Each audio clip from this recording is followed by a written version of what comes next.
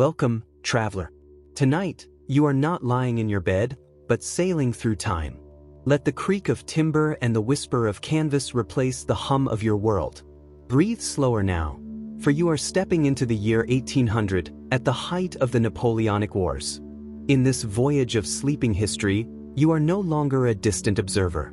You are captain of His Majesty's frigate, a wooden world carrying hundreds of souls upon the endless sea. As you listen, allow the rhythm of the waves to steady your thoughts. Each scene will unfold gently, layer by layer, guiding you into an age where command meant glory or ruin, and every decision could alter the fate of nations. Let the lantern light flicker across your imagination. Let the roll of the Atlantic rock you deeper into the story. Close your eyes and walk with me into the age of sail. The lantern sways above you, its glow painting restless shadows across maps and logbooks. You sit up in your narrow cot, the timber beams above low enough to brush your hair. This is no modern bedroom. This is your cabin, the stern of a frigate rolling gently upon the Atlantic swells. The space is yours alone, larger than the hammocks where your crew hangs shoulder to shoulder, yet still little more than a box of wood and air. The creak of planks beneath you is constant, as if the ship itself is breathing. Privacy is a luxury here, but privacy brings the crushing weight of command. Nearly 300 men trust you with their lives, and your choices will shape their days, their survival, their chance of ever seeing home again. The rocking, the lantern, the smell of tar and salt, all remind you that you have woken not to comfort, but to duty. A knock at the door breaks your thoughts. Captain, sir. 5 bells in the morning watch. The voice of your steward, steady and respectful. 5 bells, 6:30 a.m. in the language of the sea. While many of your men stirred from their hammocks at 4, you are only now beginning your day. Your steward enters with a basin of warm water, precious warmth stolen from the galley's fire. For the ordinary sailor, weeks will pass without such a wash. For you, a daily ritual.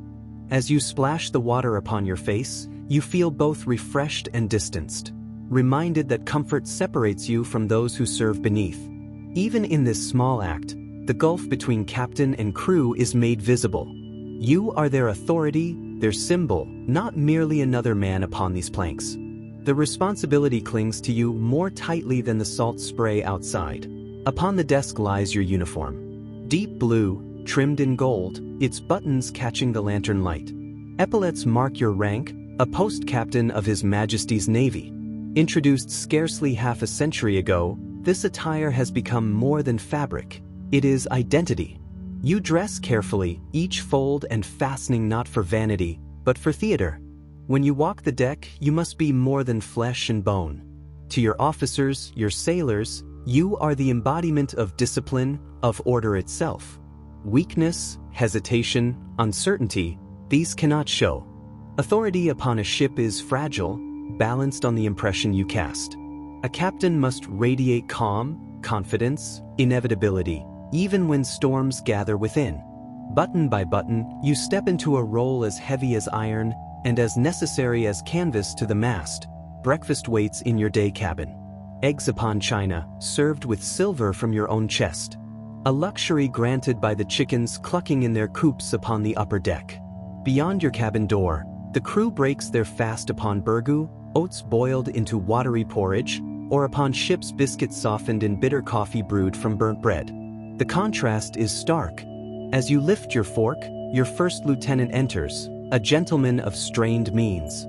His words are direct. Fair winds carry you swiftly to the blockade station. Provisions are secure for 3 months, though already the forward casks of water begin to sour. The sea is merciless to fresh water, turning it green with life unseen in the first weeks, visible and crawling soon after.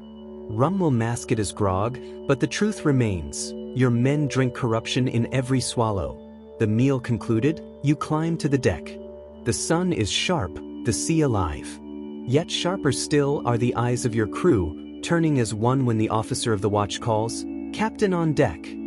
The quarterdeck falls quiet, hats lifted in salute. You nod with measured gravity.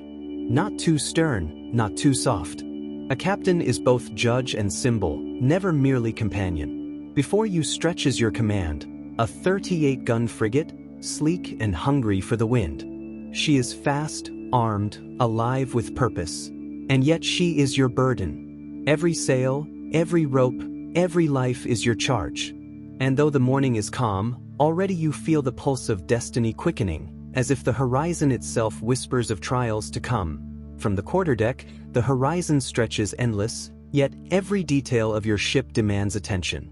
The watch turns the glass, half an hour marked by sand slipping silent. The master checks his compass, officers exchange clipped reports. All moves with rhythm, for a frigate is not merely timber and rope, but a living organism of discipline. You hear the call of the boatswain's whistle, shrill against the wind, summoning hands to shift the sails. Men hurry aloft, climbing the rigging like spiders upon their web. Canvas billows as the yards swing, and the ship leans into the breeze, her speed rising. You remain outwardly calm, hands clasped behind your back, but within you feel the constant weight. Each order, each adjustment of sail, each decision could cost lives if mistaken. Authority here is not shouted. It is breathed into every gesture, every measured word. On the weather deck, life is harsher. Sailors in coarse linen and patched trousers haul lines, their bare feet gripping the planks slick with salt. Some curse under breath, some hum low shanties to steady their rhythm. The boatswain's mates bark orders, rope slaps against wood, the smell of tar hangs heavy. For them, the ship is not glory but labor, backbreaking and endless. Their meals are meager, their hammocks damp, their bodies sore. And yet, without them, the frigate is nothing but a hollow shell. You study their faces from above, careful not to let sentiment soften your command. They are the sinew and muscle of this world, and you, its will. To lead them, you must remain both distant and ever-present. Too much kindness weakens discipline, too much severity breaks spirit. Balance is the narrow deck you must walk every day. Below deck, the air is thicker. Lanterns swing dim, shadows crowd the beams. Here, the heartbeat of the ship thrums loudest. The gun deck stretches long, rows of 18-pounders sleeping at their stations. Each iron cannon is lashed tight, silent for now, yet each has the hunger of destruction within. Between them, mess tables can be rigged when it is time to eat. At night, hammocks fill the space, swaying shoulder to shoulder. Privacy vanishes. The sailors are packed closer than cattle, their breath mixing, their dreams tangled. The air reeks of sweat, of smoke, of salt. A far cry from the open sky above. You walk here rarely, but when you do, every eye lifts toward you. For them, your very presence is weighty, a reminder that the captain is not merely a voice carried down through officers, but a living figure moving among them. The master at arms inspects discipline with keen eyes. Punishments in this world are harsh, and the threat of the catning tails hangs heavy. Flogging is not cruelty for its own sake, but the Navy's iron thread of order. Sailors know this, and still, resentment simmers. A single lash tears skin, dozens tear spirit. You feel the burden whenever such sentences must be carried out upon the main deck, in sight of all. Justice must be certain, never arbitrary. Yet you know, within, that fear is as vital as loyalty in holding a ship steady. Too much of either, the balance fails. You tread this line constantly, every hour, every decision, shaping men not only to obey but to endure. For endurance, more than courage, wins wars upon these seas.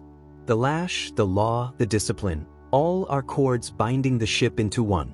Back upon the quarterdeck, the sun climbs higher. The frigate rides fast now, spray bursting white at her bow. Officers gather near, your lieutenants ready to take orders. The sailing master charts the course, his eyes fixed on sextant and compass.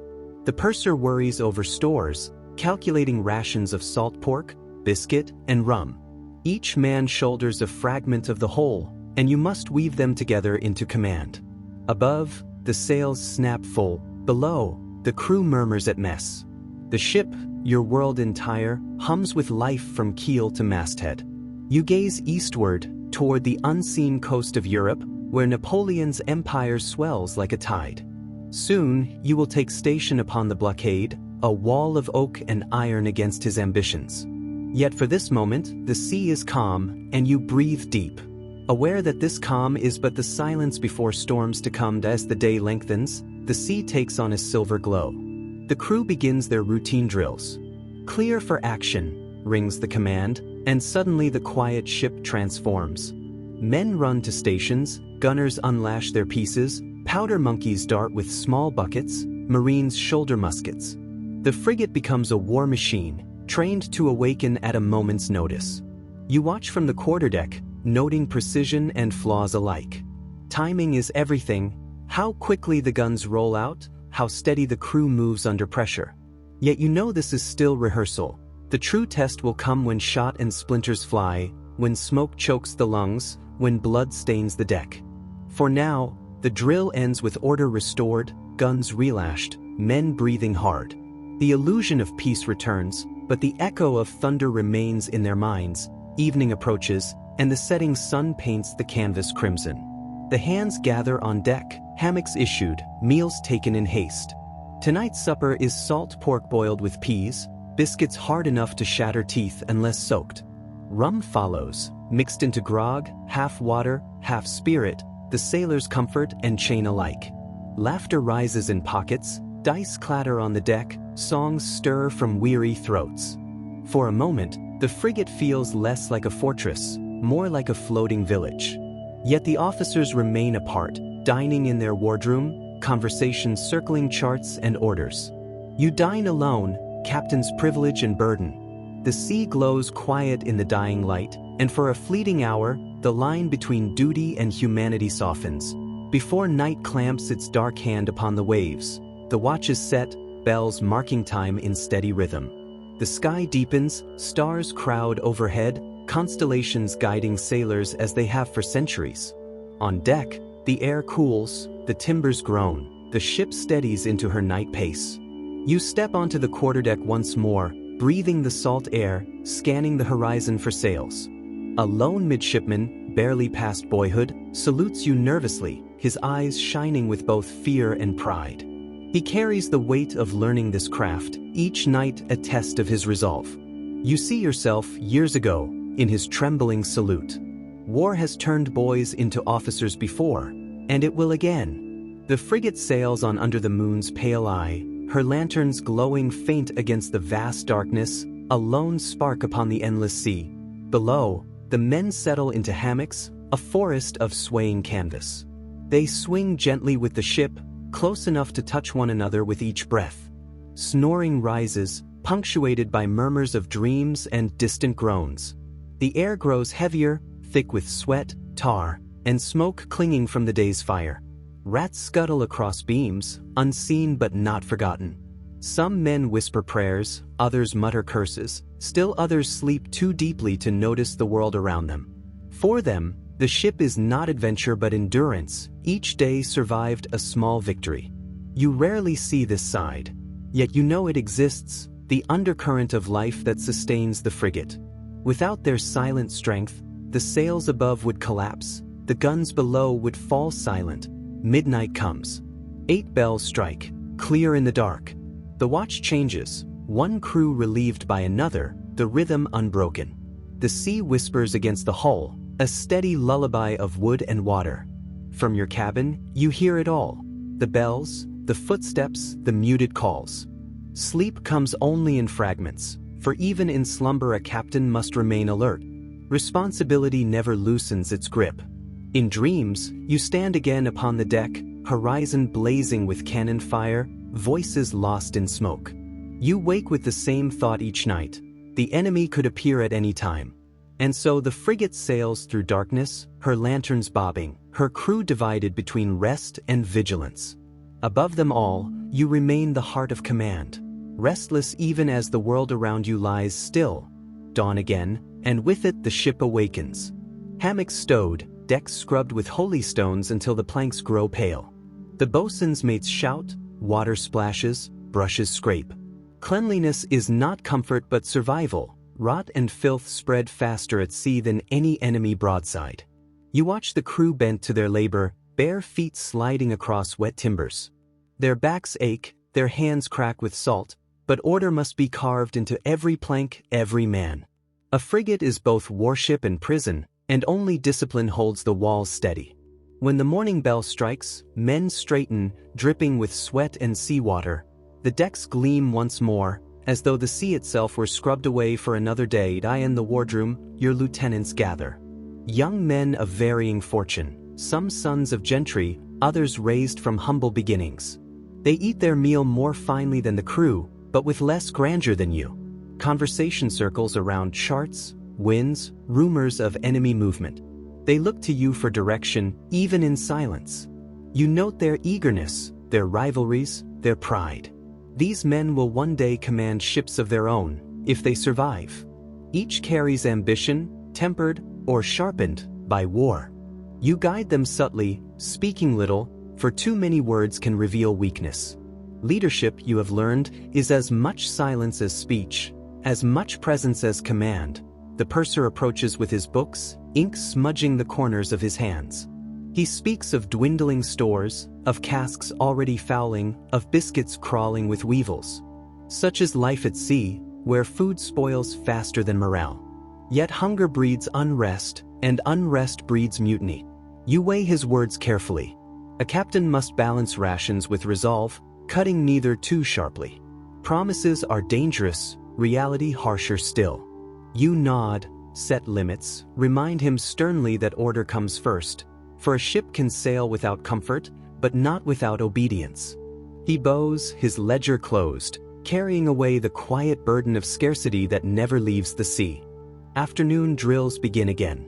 The Marines muster on the quarterdeck, muskets gleaming in the sun. They practice firing in ranks, powder flashing, smoke curling into the breeze. Their discipline is rigid, their steps measured, their eyes fixed forward. They are not sailors but soldiers afloat, guardians against mutiny as much as against the enemy. You watch them with careful pride. Their scarlet coats blaze against the timber, their steadiness a stark contrast to the rolling deck beneath. When their officer salutes, you return it gravely, for in these men lies a second spine to your ship, one of iron and resolve, a reminder that order is upheld not only by ropes and sails, but by steel and powder. Evening comes with a hush.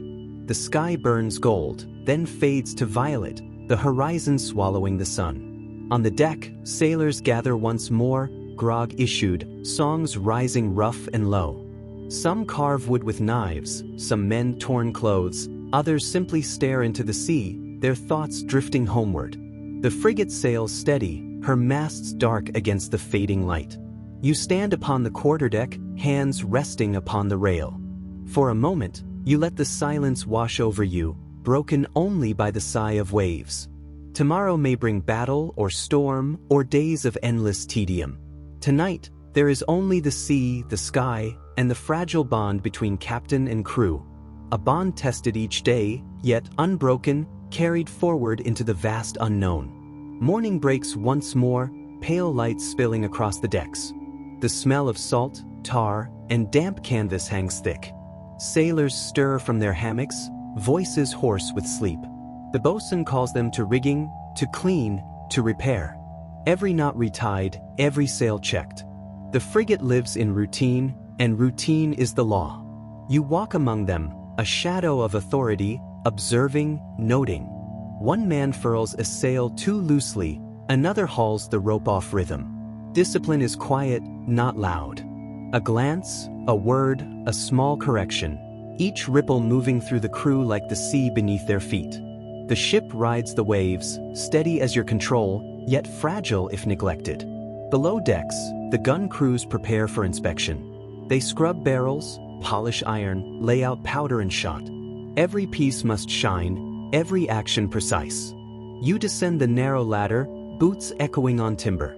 The smell of powder is sharp, almost suffocating, yet you inhale deeply. This is the ship's heart, the promise of survival and victory. Hands blackened by smoke and toil meet your gaze. A nod here, a subtle correction there. Efficiency and order must be absolute. A misstep could cost lives when the broadside is called. The men, though weary, respond to your presence. You are both guide and measure, and they rise to meet it as the ship rises to the wind. Noon brings the heat, relentless sun upon the deck. The officers gather near the chart table, squinting at wind lines, currents, and distant clouds. Orders are whispered and recorded. Your first lieutenant sketches the day's course, the master confirms calculations, the navigator consults his sextant. Outside, the crew sweats and strains aloft, hauling, furling, trimming sails. Each movement timed, each decision weighted. The ship's speed, the wind, the horizon, all factors in an invisible equation. You feel it all at once, a tangle of responsibility and possibility. The Atlantic stretches vast before you, yet every inch of it lies under your judgment, every change of wind a decision to be made with precision. Mid-afternoon, and the lookout calls from the masthead. Sail ho! Eyes shift skyward, squinting at a distant shape. A merchant, or perhaps something more dangerous. The heart quickens, every officer sharpens their attention. Gun crews inch toward readiness, muskets lifted, powder primed. The frigate hums with potential, coiled energy beneath the steady roll of the waves. You consider distance, wind, armament. Choices stretch before you like the horizon itself. To close, to wait, to feint, each action has consequence. The men sense the tension.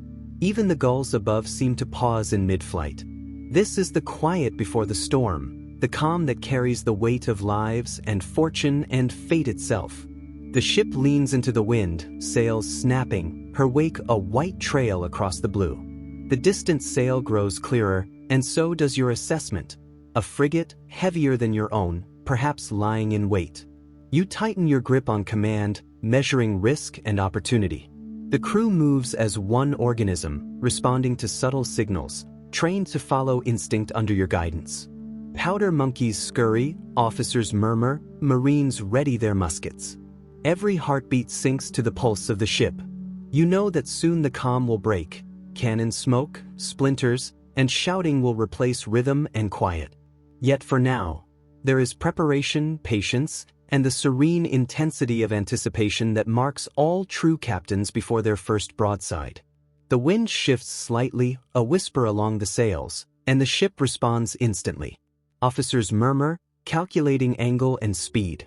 The crew adjusts lines, the yards swinging with practiced grace. You stand on the quarterdeck, eyes scanning, mind racing silently through scenarios. How close to risk? How far to hold? Even the smallest misjudgment could cost lives, could cost the ship. Yet to hesitate is also perilous. Every action is measured against unseen variables: wind, tide, enemy, fatigue. You inhale the salt air, letting it steady your thoughts, knowing that calm deliberation now will dictate survival in the chaos to come. Below, the gun deck is a hive of quiet preparation. Powder stored, shot stacked, rammers polished. Men move with a rhythm born of repetition, sweat tracing paths along sunburned skin. The smell of salt and tar mingles with faint iron tang from the guns. A single mistake, a wet powder, a misloaded cannon, could undo all their effort. You descend for inspection, your boots echoing on the planks, your eyes catching the smallest flaw. The men stiffen under your gaze, each breath measured, each movement deliberate. Authority is present without a word, a shared understanding that this vessel is more than wood, more than sail, it is life, and you, its keeper. Noon sun burns high, painting the deck with blinding light. The officers gather near charts, squinting against glare, debating angles and currents. The master consults compass and log, the first lieutenant traces wind lines with steady finger. Decisions made here ripple through the ship instantly. A course chosen wrongly sends cannon crews off beat, Marines misaligned, sails flapping. The frigate is a single organism, and you its silent heart. Each instruction passes through layers of men, some listening, some guessing, some anticipating. You feel the immense weight, yet it sharpens the mind, focuses the spirit. To command here is to merge calculation with instinct, thought with presence. Afternoon grows hotter, and the distant sail approaches. The lookout repeats the call, "Frigate, sir, bearing northwest." Tension coils across the deck like invisible rope. The crew straightens, Marines gripping muskets, powder monkeys ready. You calculate size, guns, possible maneuvers. Every detail matters: wind angle, distance, deck readiness. Orders pass in clipped phrases, officers relay commands, men respond automatically. You remain outwardly calm, your presence a steadying force. Inside, a torrent of calculations and anticipation churns. For the calm before the storm is deceptive, a breath that may vanish into cannon smoke and shouting within minutes. The frigate leans into the wind, sails taut, her bow cutting through silver waves. Officers glance to you, awaiting command. The enemy grows clearer, hull dark against the horizon, guns glinting. You feel the invisible weight of expectation pressing down. The lives of your men, the honor of the ship, the stakes of nation and fortune. Decisions must be swift, precise. Close, fire, maneuver, or retreat, each choice a doorway to triumph or disaster. Around you, the crew moves with purpose, responding to signals unspoken, trained to instinct. You inhale, the salt air filling your lungs. And in this quiet heartbeat before battle, you are both master and servant of the ship, aware that soon calm will shatter into chaos, and courage must carry all. The sun begins its descent, casting a pale orange glow across the rippling waves. You walk the quarterdeck, observing the men, their movements precise, yet weary from constant vigilance. The ship sways beneath your feet, a living creature breathing with wind and tide. Each rope pulled, each sail adjusted, carries weight beyond mere motion. It is survival, it is battle readiness. You nod at a midshipman correcting a misplaced line, acknowledging diligence without ceremony. The crew senses your presence as both shield and compass, steadying their hands even as uncertainty lies ahead. Evening approaches, and the horizon holds promise and danger in equal measure. Below decks, the gunners rehearse loading drills. Powder and shot, rammed and swabbed with methodical repetition. Their muscles ache, their breaths come fast, yet they move with the rhythm of countless drills. You descend quietly, checking barrels, aligning racks, noting any hesitation. Authority here is silent, in the tilt of the head, in the steady gaze that demands precision without shouting. The smell of powder, iron, and tar clings to you, a reminder of the vessel's lifeblood. One misstep and chaos would follow, one distraction and disaster looms. You straighten a crewman's posture with a word, subtle but firm, ensuring readiness without fear overtaking focus. The wind picks up as night approaches, brushing sails with increasing force. Officers convene near the chart table, squinting in fading light, discussing courses, wind shifts, and tactical options. Their voices are low, deliberate, weaving knowledge of the sea with instinct honed through years of experience. You listen, ask, guide with minimal interruption. The crew aloft senses the urgency, adjusting yards, tightening lines, readying for whatever may come. The frigate seems to lean into your thoughts, responding almost as if alive to your intentions, and you feel the symbiotic bond between captain and ship, where the command is not just authority but intimate understanding of every rope, plank, and sail. Twilight descends, the horizon melting into shades of deep purple and silver. Lanterns swing softly, casting dancing shadows along timbers, flickering across the officers' faces. Sailors move quietly now, some repairing sails, some mending lines, others simply watching the changing light. You step among them briefly, noting posture, ensuring readiness. The calm is deceptive. At any moment the distant sail may reveal its intent, and all will erupt into controlled chaos. You breathe in the sea air, feeling the ship roll beneath you, the weight of responsibility pressing as gently as the evening wind. A reminder that leadership is as much patience as action, vigilance as much as courage.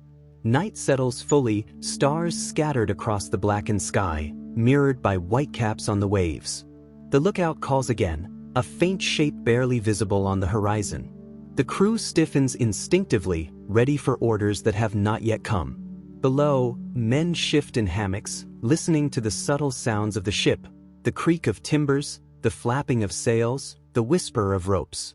You stand alone on the quarterdeck, the weight of command pressing in silence. Your mind calculates, anticipates, imagines contingencies.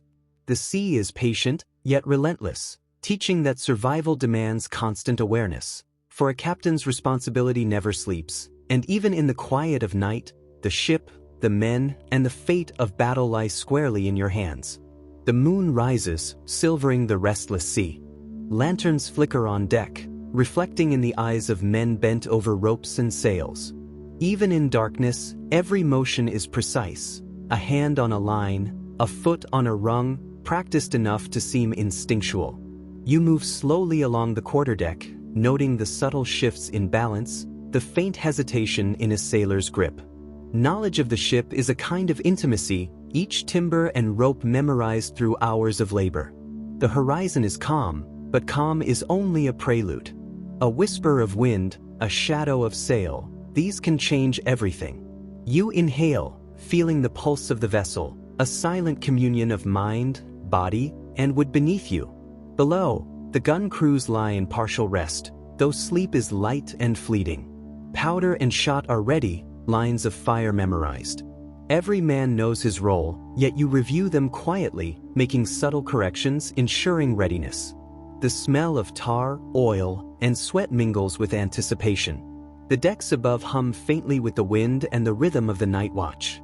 You listen to it all, calibrating in your mind the delicate balance between alertness and fatigue. Leadership here is measured not in words, but in presence, each man feeling the invisible weight of expectation. The ship is a living organism, and you, its heart, beating steady even while the world sleeps around you. Stars scatter across the sky, endless and cold, reflected in the restless ocean. The lookout leans against the mast, binoculars in hand, scanning shadows.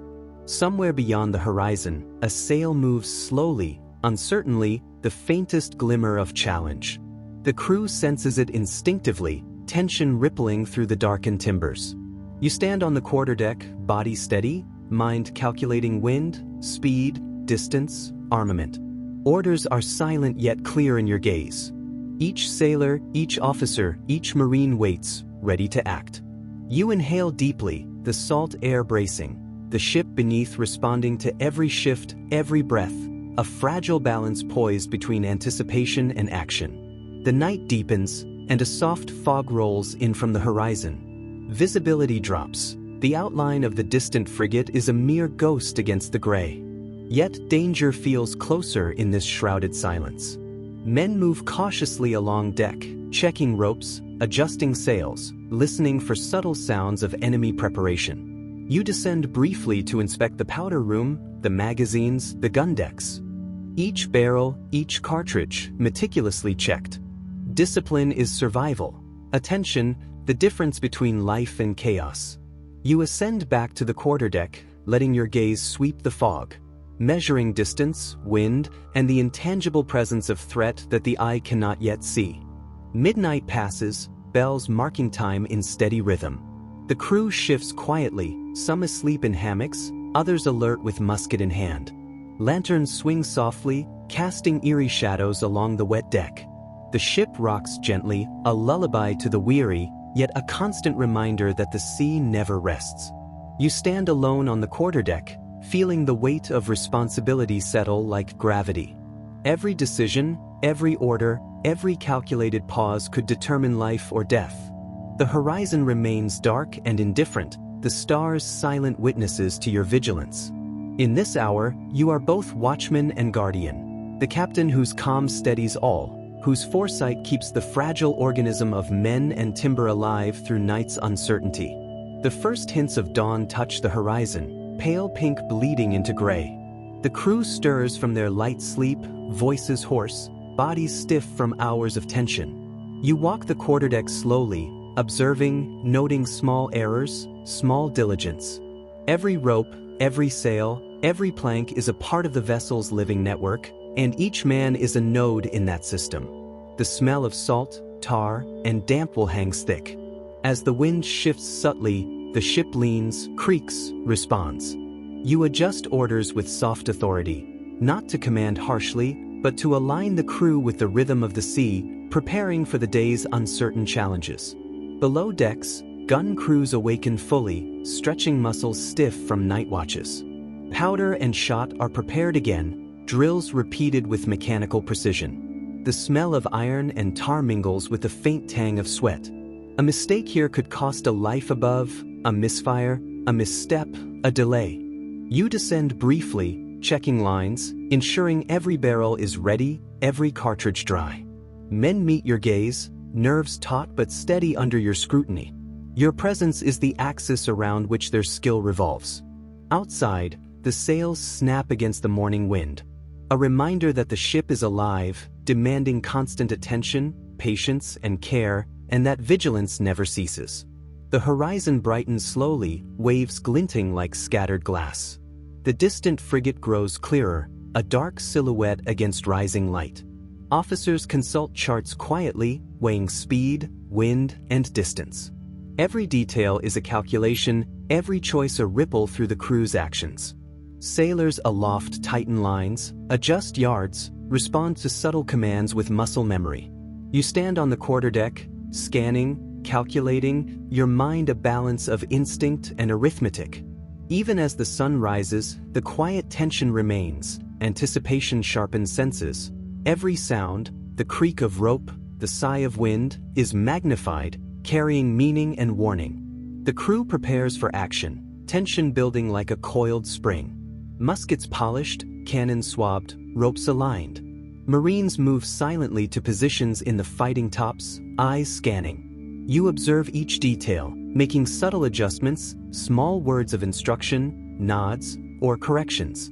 The ship becomes a living organism, responding to your direction, the crew's discipline intertwining with wind, tide, and timber.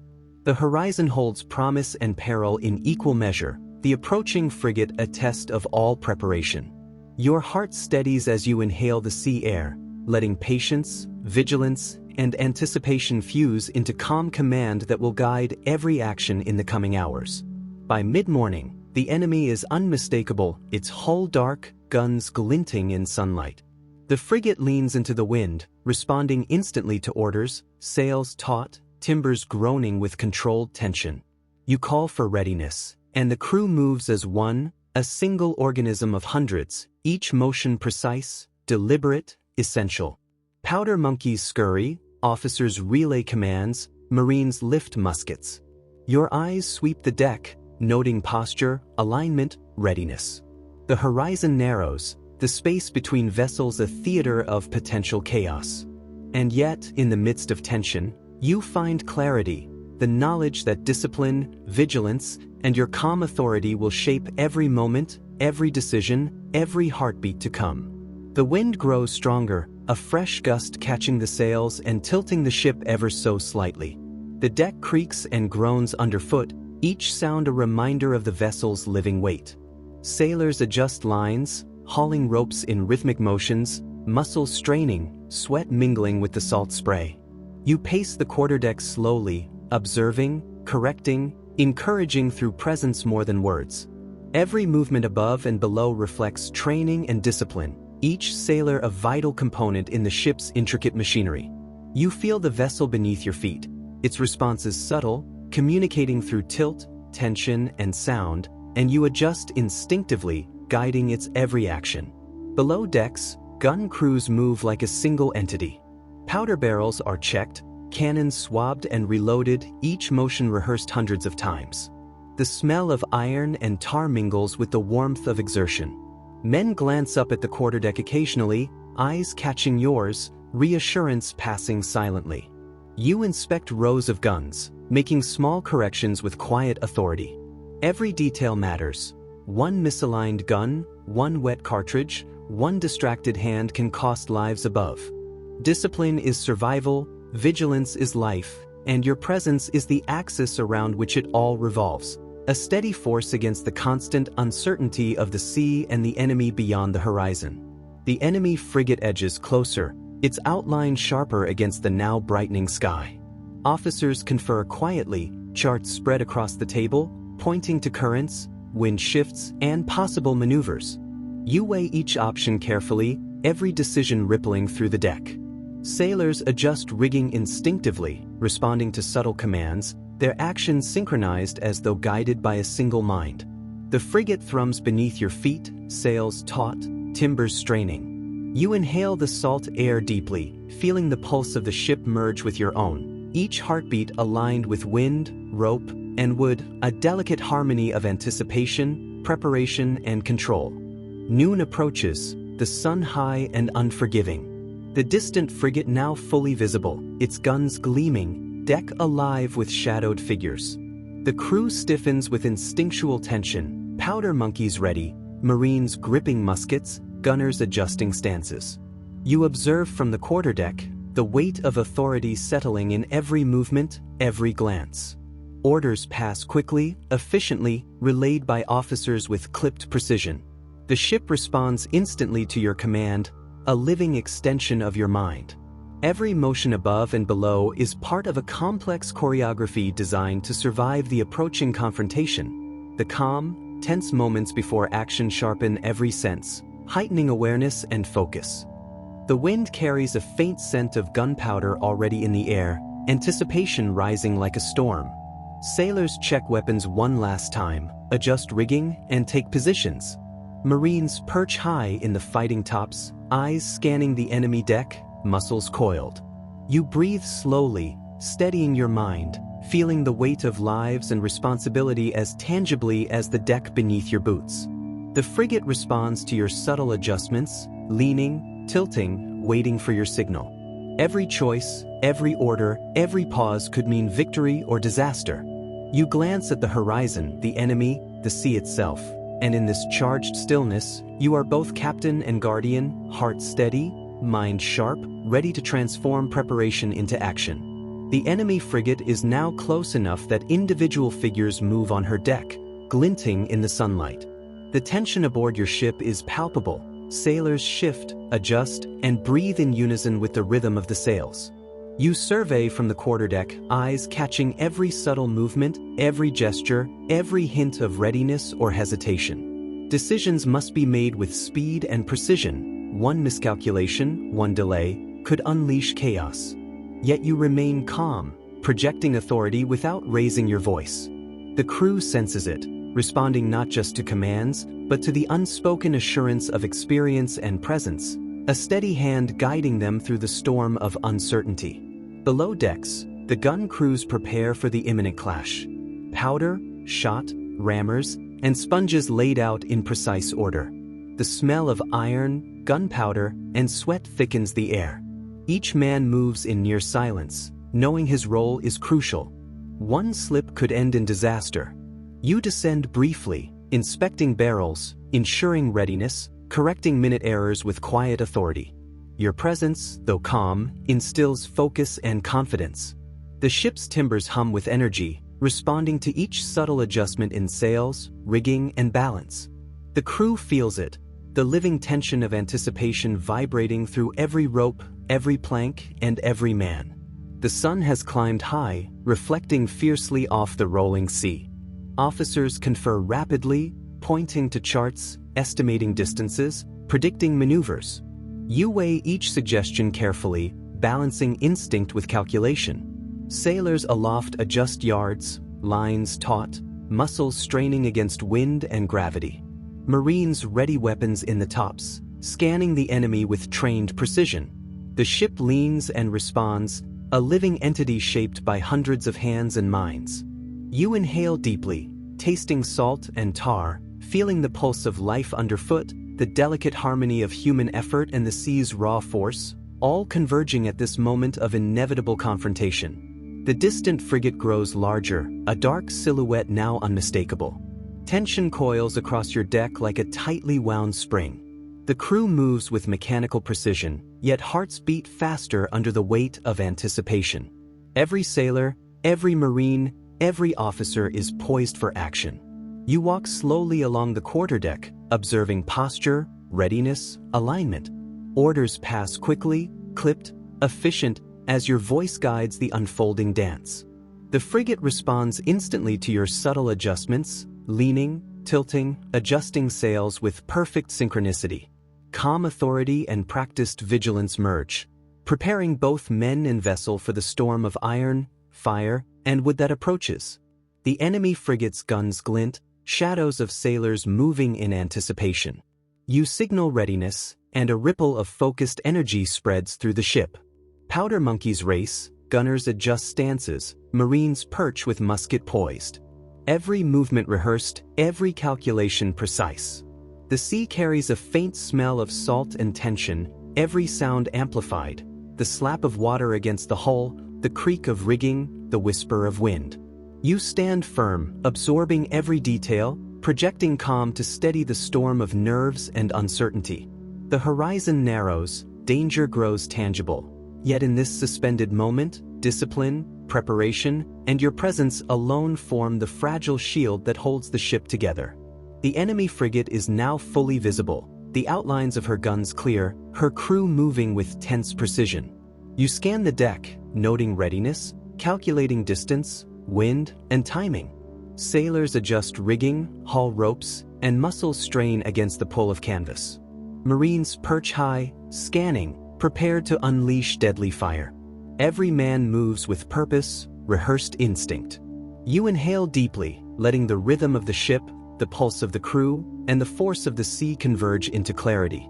Calm authority radiates from your posture, a steadying force that binds the chaos into controlled energy, ready to erupt at the precise moment you command. The first shot is fired from the distant frigate, a cannonball thudding into the water nearby, sending a towering splash. Your crew stiffens but holds formation, powder monkeys quickening their pace. You move along the quarterdeck, issuing precise orders with clipped words, maintaining calm. Gunners adjust elevation, ready to return fire. The smell of powder already begins to mingle with salt and sweat. Men move with the rhythm drilled into them, muscles straining, hearts racing. Every moment counts. One hesitation could cost the ship, one misstep could cost a life, and your presence is the thread holding order through chaos. Your ship leans into the wind, responding perfectly to your subtle commands. The enemy frigate fires again. This time, iron tears through the air closer, splintering the water and the rigging. Sailors brace, adjusting ropes, tightening lines. Marines take aim, muskets ready. You watch, calculating, anticipating, projecting confidence even as your mind runs through every possible outcome. The deck thrums with tension, every creak and groan of timber a language of survival. Your authority, your vigilance, your calm are the anchors keeping hundreds of men aligned, focused, alive in the maelstrom of preparation and imminent battle. The wind shifts subtly, and you seize the opportunity. Orders pass quickly through officers, then down to crew, guns run out, powder loaded, marines ready. The ship tilts, leaning with the wind, responding to every minute adjustment. Cannon smoke curls into the sky, mingling with the salt spray. You stand on the quarterdeck, eyes sharp, mind calculating trajectory, timing, and impact. The crew moves as a single organism, muscles coiled, nerves taut. Every heartbeat aligns with the rhythm of rigging, sails, and gunpowder. Victory or disaster waits only a moment away. Yet in this tension, you find focus, clarity, and the calm necessary to wield authority over chaos. The moment of engagement arrives. Cannons roar, muskets fire, the deck shakes under the combined force of wind, sail, and iron. Men cry, strain, and act with perfect coordination, each motion a testament to training, discipline, and trust in leadership. The enemy reels from your first volleys, rigging splintered, morale shaken. You move among your officers, issuing precise, rapid commands, projecting calm amidst the thunder of war. Every element, the crew, the ship, the wind, and the approaching enemy, responds to your command. Victory begins to crystallize not through chance, but through preparation, courage, and the steady presence of authority, the essence of command in the age of sail fully revealed under fire, in the dance of wood, iron, and human resolve.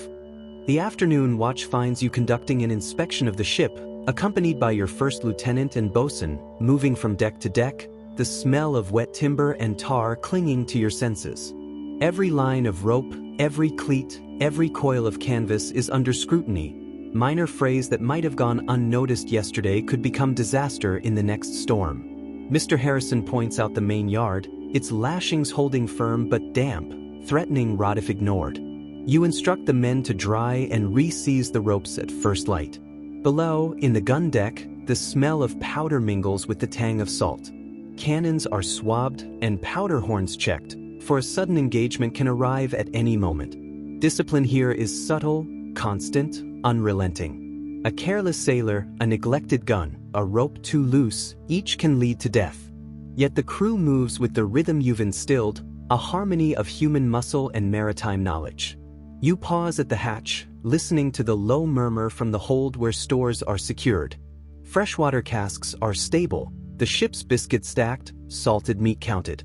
Your steward approaches, bowing slightly, reporting that the galley remains operational, that the men have enough provisions for the night watch. A brief nod acknowledges his diligence, and you continue forward, feeling the weight of command not just as authority, but as ceaseless responsibility, the burden of human lives and wooden hulls in constant tension with wind, weather, and enemy. A sudden gust drives rain across the deck as clouds obscure the sun, reminding you that even after yesterday's storm, the sea is never truly at rest. You glance at the horizon. Distant waves rise and fall, their crests foaming white in the late afternoon light. Mr. Stevens reports a subtle shift in the wind, the barometer dropping slightly. The signs of approaching weather are familiar, almost second nature, yet each storm retains its unpredictability. You give orders to shorten sail slightly, easing strain on masts while maintaining enough canvas to continue toward Gibraltar. Sailors move efficiently, lines pulled taut and secured, a dance that must be perfect. Hesitation invites disaster. Your mind weighs options, to push forward and risk sudden squalls, or to reduce sail further and lose progress, balancing urgency with prudence. Below decks, the crew feels your tension without knowing its source. The sick are tended with care, men with minor injuries move gingerly, yet all understand that discipline and readiness cannot be compromised. Each decision carries consequence. A sail torn in wind, a misstep on wet deck, a misjudged reef could render weeks of preparation meaningless. Command, you realize, is not merely issuing orders. It is absorbing risk, distributing responsibility, and maintaining calm when every sense warns of danger. By evening, the sun breaks through fleeting clouds, gilding the sea with light, a temporary reprieve. You use this hour to review charts with Mr. Stevens and your first lieutenant, plotting your course through waters near Gibraltar, considering currents, tides, and unseen shoals. The Spanish coast offers both opportunity and hazard. A miscalculation can drive a vessel ashore or leave it vulnerable to attack. Using lead lines and dead reckoning, you adjust for the wind shift, taking careful note of shallow areas and channels. The art of navigation is delicate, a balance of mathematics, experience, and intuition. You consider the brig captured yesterday, the condition of the crew, the status of provisions, and the remaining distance to port. Orders are issued to maintain watch rotation, ensuring that lookout and deck duties remain uncompromised even as fatigue gnaws at the men. Your own body aches from continuous exertion, but discipline forbids indulgence in weakness. Leadership, after all, is both example and enforcement. The men sense your presence, draw strength from your vigilance, and follow not only because they must, but because they trust the judgment that has kept them alive through storms, battle, and exhaustion. Night falls with stars dimmed by low clouds, a soft wind whispering across the rigging.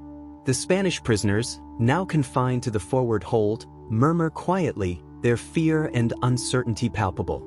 Guards maintain a careful watch, balancing vigilance with fairness. You consider the delicate social structure aboard. Officers accorded privileges, men kept under strict routine, yet all subject to your authority. Below, the gun deck is cleared and swabbed, the smell of salt and powder lingering. The helmsman steadies the ship in the gentle swell, and the watch calls every half hour to confirm position. Sleep for most comes in short, fractured periods. For you, it is measured in stolen moments, resting one eye open to the sound of lines creaking and the hull flexing. Even at rest, the mind evaluates, predicts, calculates. You rehearse contingencies, sudden squalls, enemy sightings, or a ship running aground. Each possibility carries consequences that might fall upon your crew, and responsibility demands preparation. Discipline, foresight, and endurance, the triad of survival for any captain navigating unknown waters. The first light of dawn breaks as a muted glow through low-hanging clouds, painting the deck with a pale, gray-gold light. You rise from a brief, uneasy sleep, already aware of the subtle pitch of the ship, the gentle sway betraying currents beneath. Mr. Harrison approaches, reports the wind has shifted further southwest, favorable for your approach to Gibraltar, yet potentially pushing you closer to hidden reefs along the coast. Orders are given to adjust the sails gradually, easing the yards and trimming the foresail to maintain steady speed. The crew moves in practiced rhythm, ropes sliding through hands that know every knot, every strain, every potential failure. Below decks, the wounded are tended with care, the sick visited by the surgeon whose eyes betray constant worry.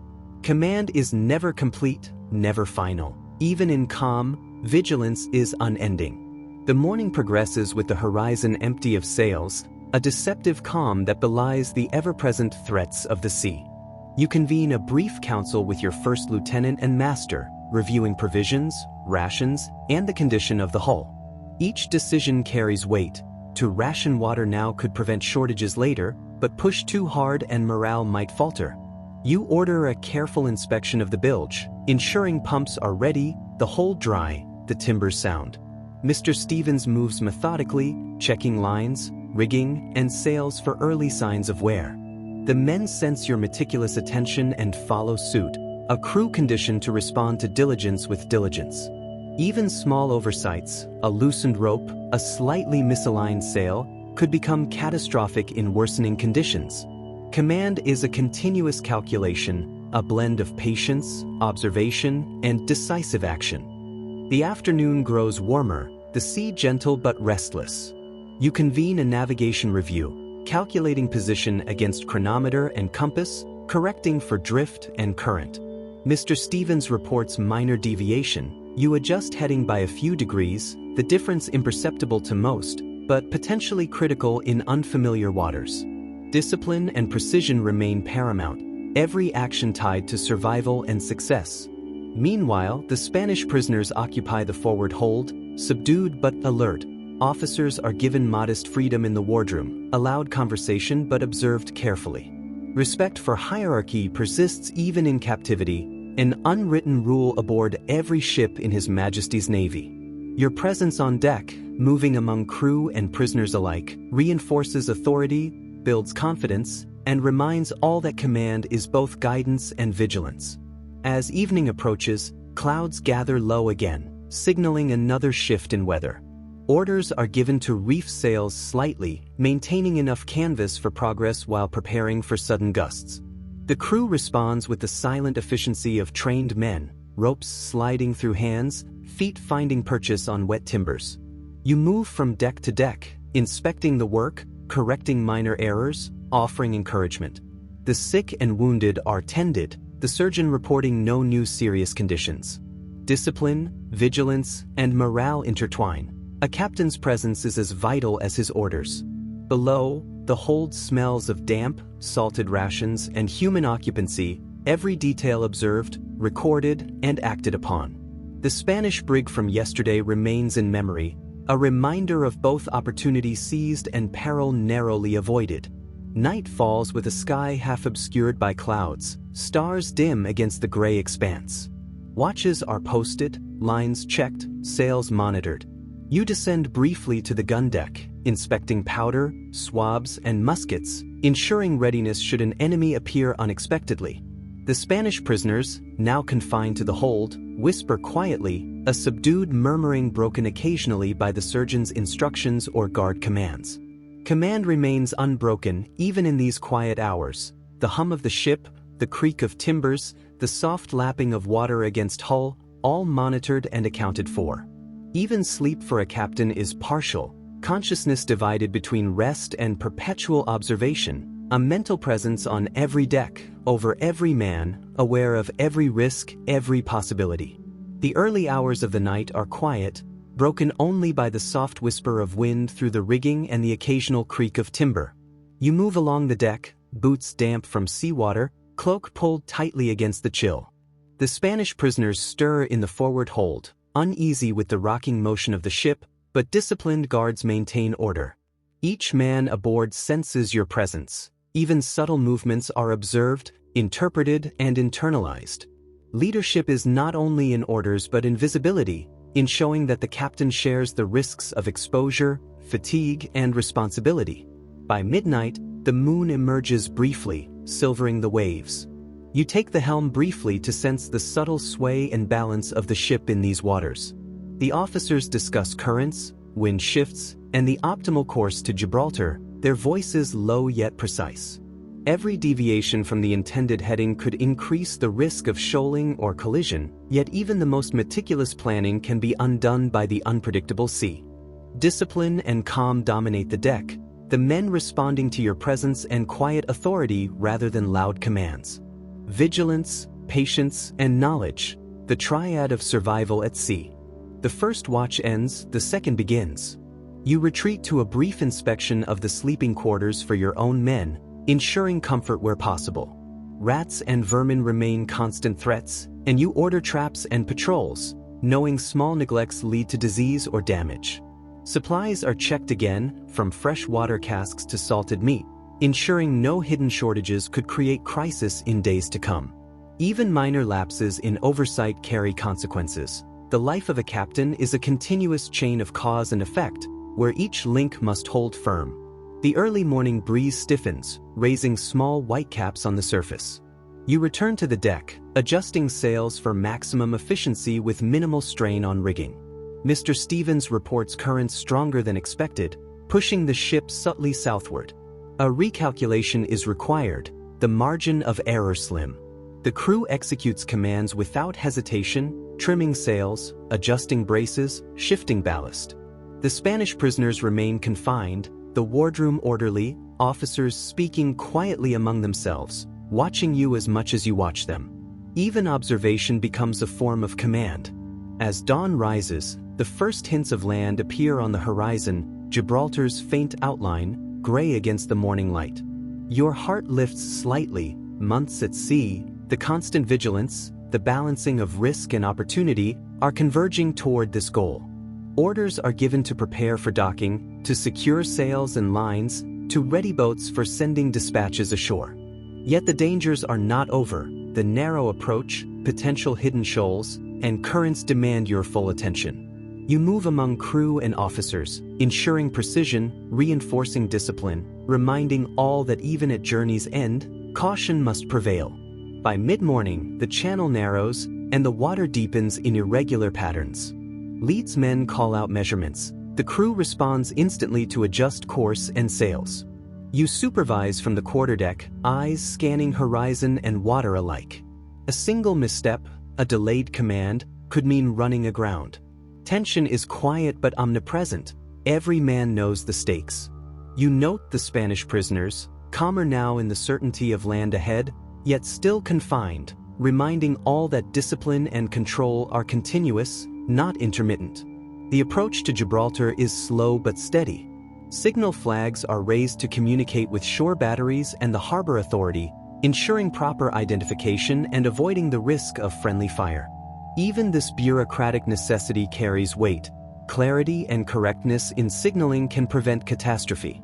You review previous dispatches, noting what reports will be required, what documentation of captures and losses must be prepared. The political aspect of command, often as critical as tactical decisions, waits at the shore as it does on the high seas. By noon, the harbor comes into view fully. The HMS Thunderer, already stationed, waves in acknowledgement.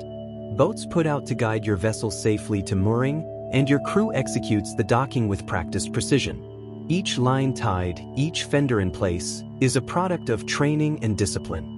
The Spanish prisoners are prepared for transfer to shore authority, the wardroom orderly, the forward hold cleared. Every movement is calculated. Even the simple act of disembarking is executed with an awareness of safety, reputation, and efficiency. Once safely moored, the administrative tasks begin. Logs are updated, prisoners recorded, dispatches prepared for Admiralty review.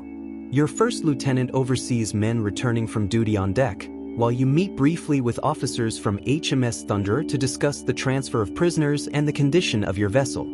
Attention to detail is paramount. Any error in documentation could delay prize claims or reflect poorly on your competence. Command never ends. It merely shifts focus from navigation and combat to logistics, protocol, and accountability. Evening falls over Gibraltar, the wind cooling the deck and the Mediterranean sun fading behind distant hills. The crew rests, some exhausted, some tending to minor repairs, others keeping watch for unforeseen trouble. You retire briefly to your cabin, reflecting on the weeks of navigation, storms, and engagement. Success is tangible, Spanish prisoners secured, vessels accounted for, but so too is the recognition of what remains fragile: human endurance, ship integrity, and the perpetual vigilance that command demands.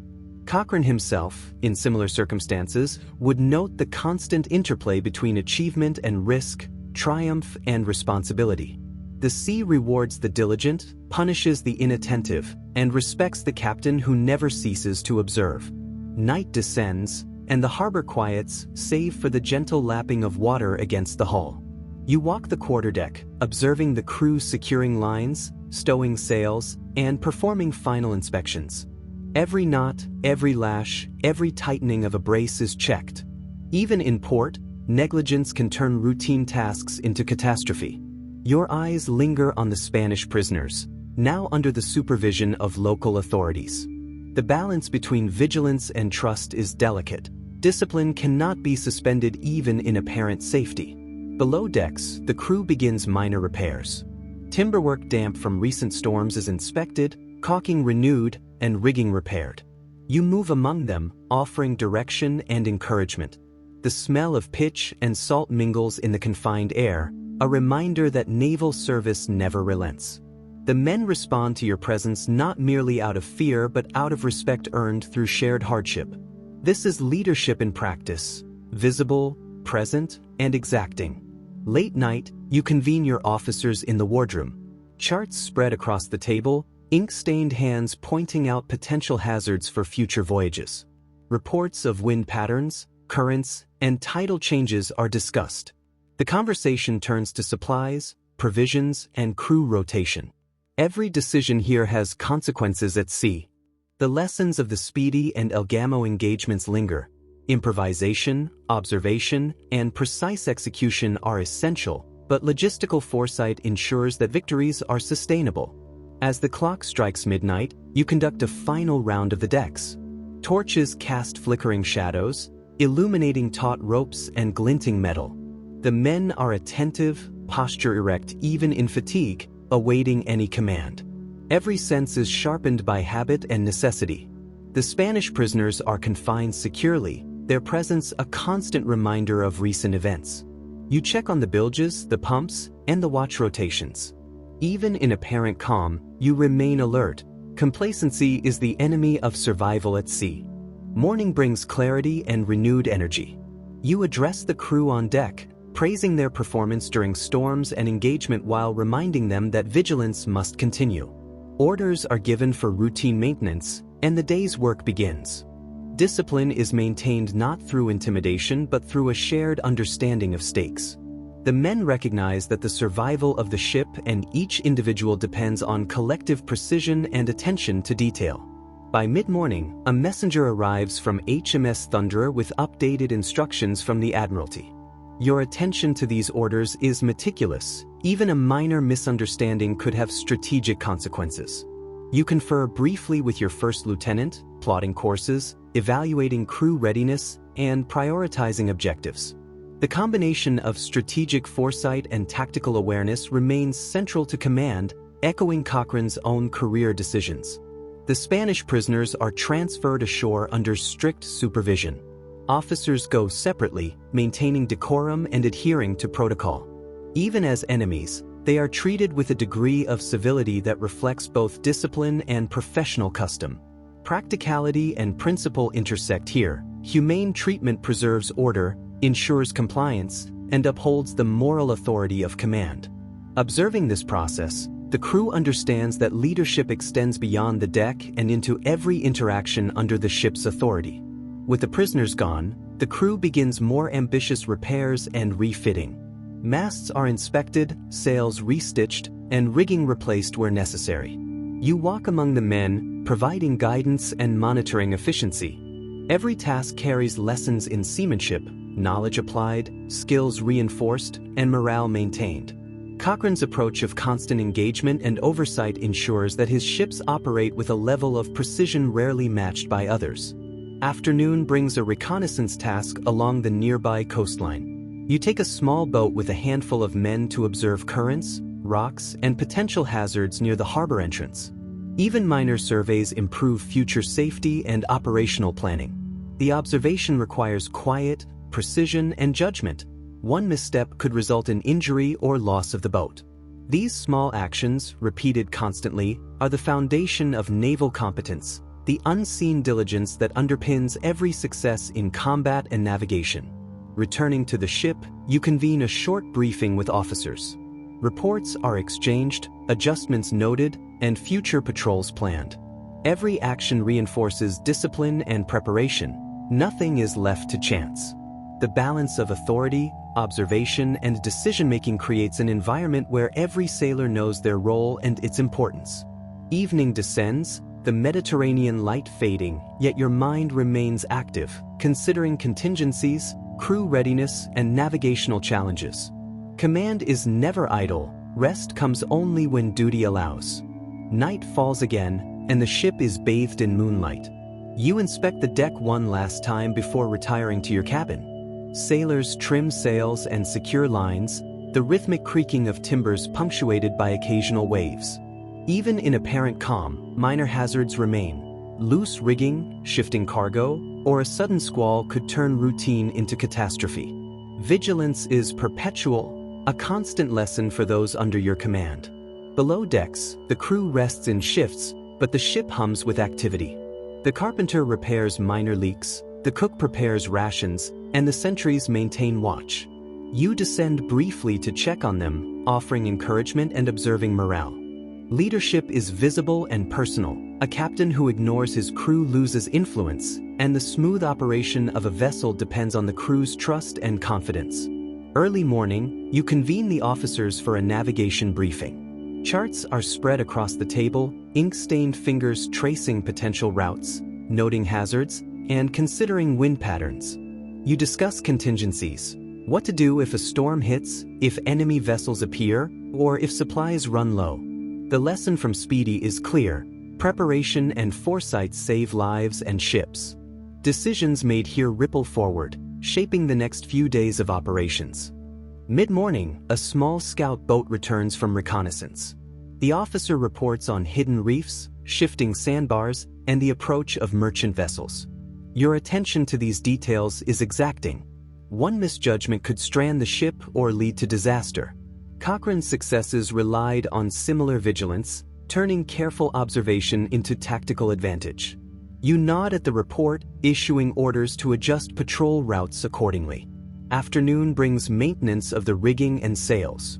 Sailors work in pairs, climbing masts, tying knots, and reinforcing weak points. You walk the deck, observing technique and efficiency. Even minor errors, loose knots or frayed lines, could become critical in a storm or battle. Discipline, skill, and attention to detail ensure survival. Your presence reinforces both authority and morale. Later in the afternoon, you review the ship's stores and provisions. Calculations for rations, water, and ammunition are meticulously checked.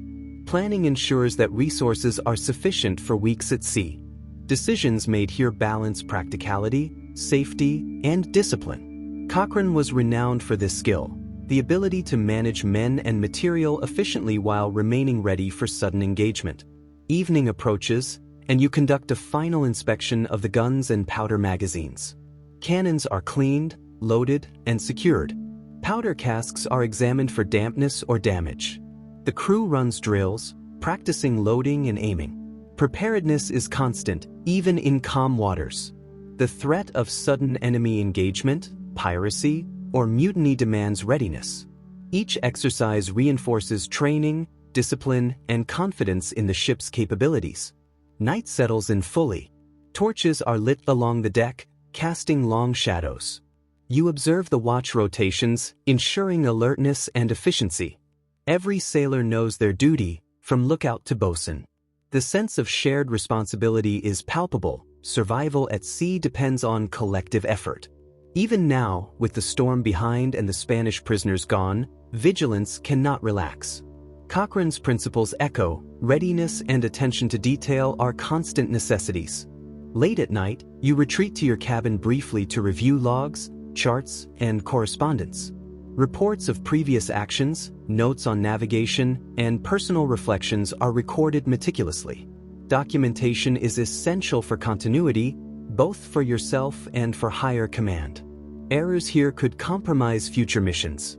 Your hand moves steadily across the paper, a rhythm learned through years at sea, combining precision, clarity, and foresight.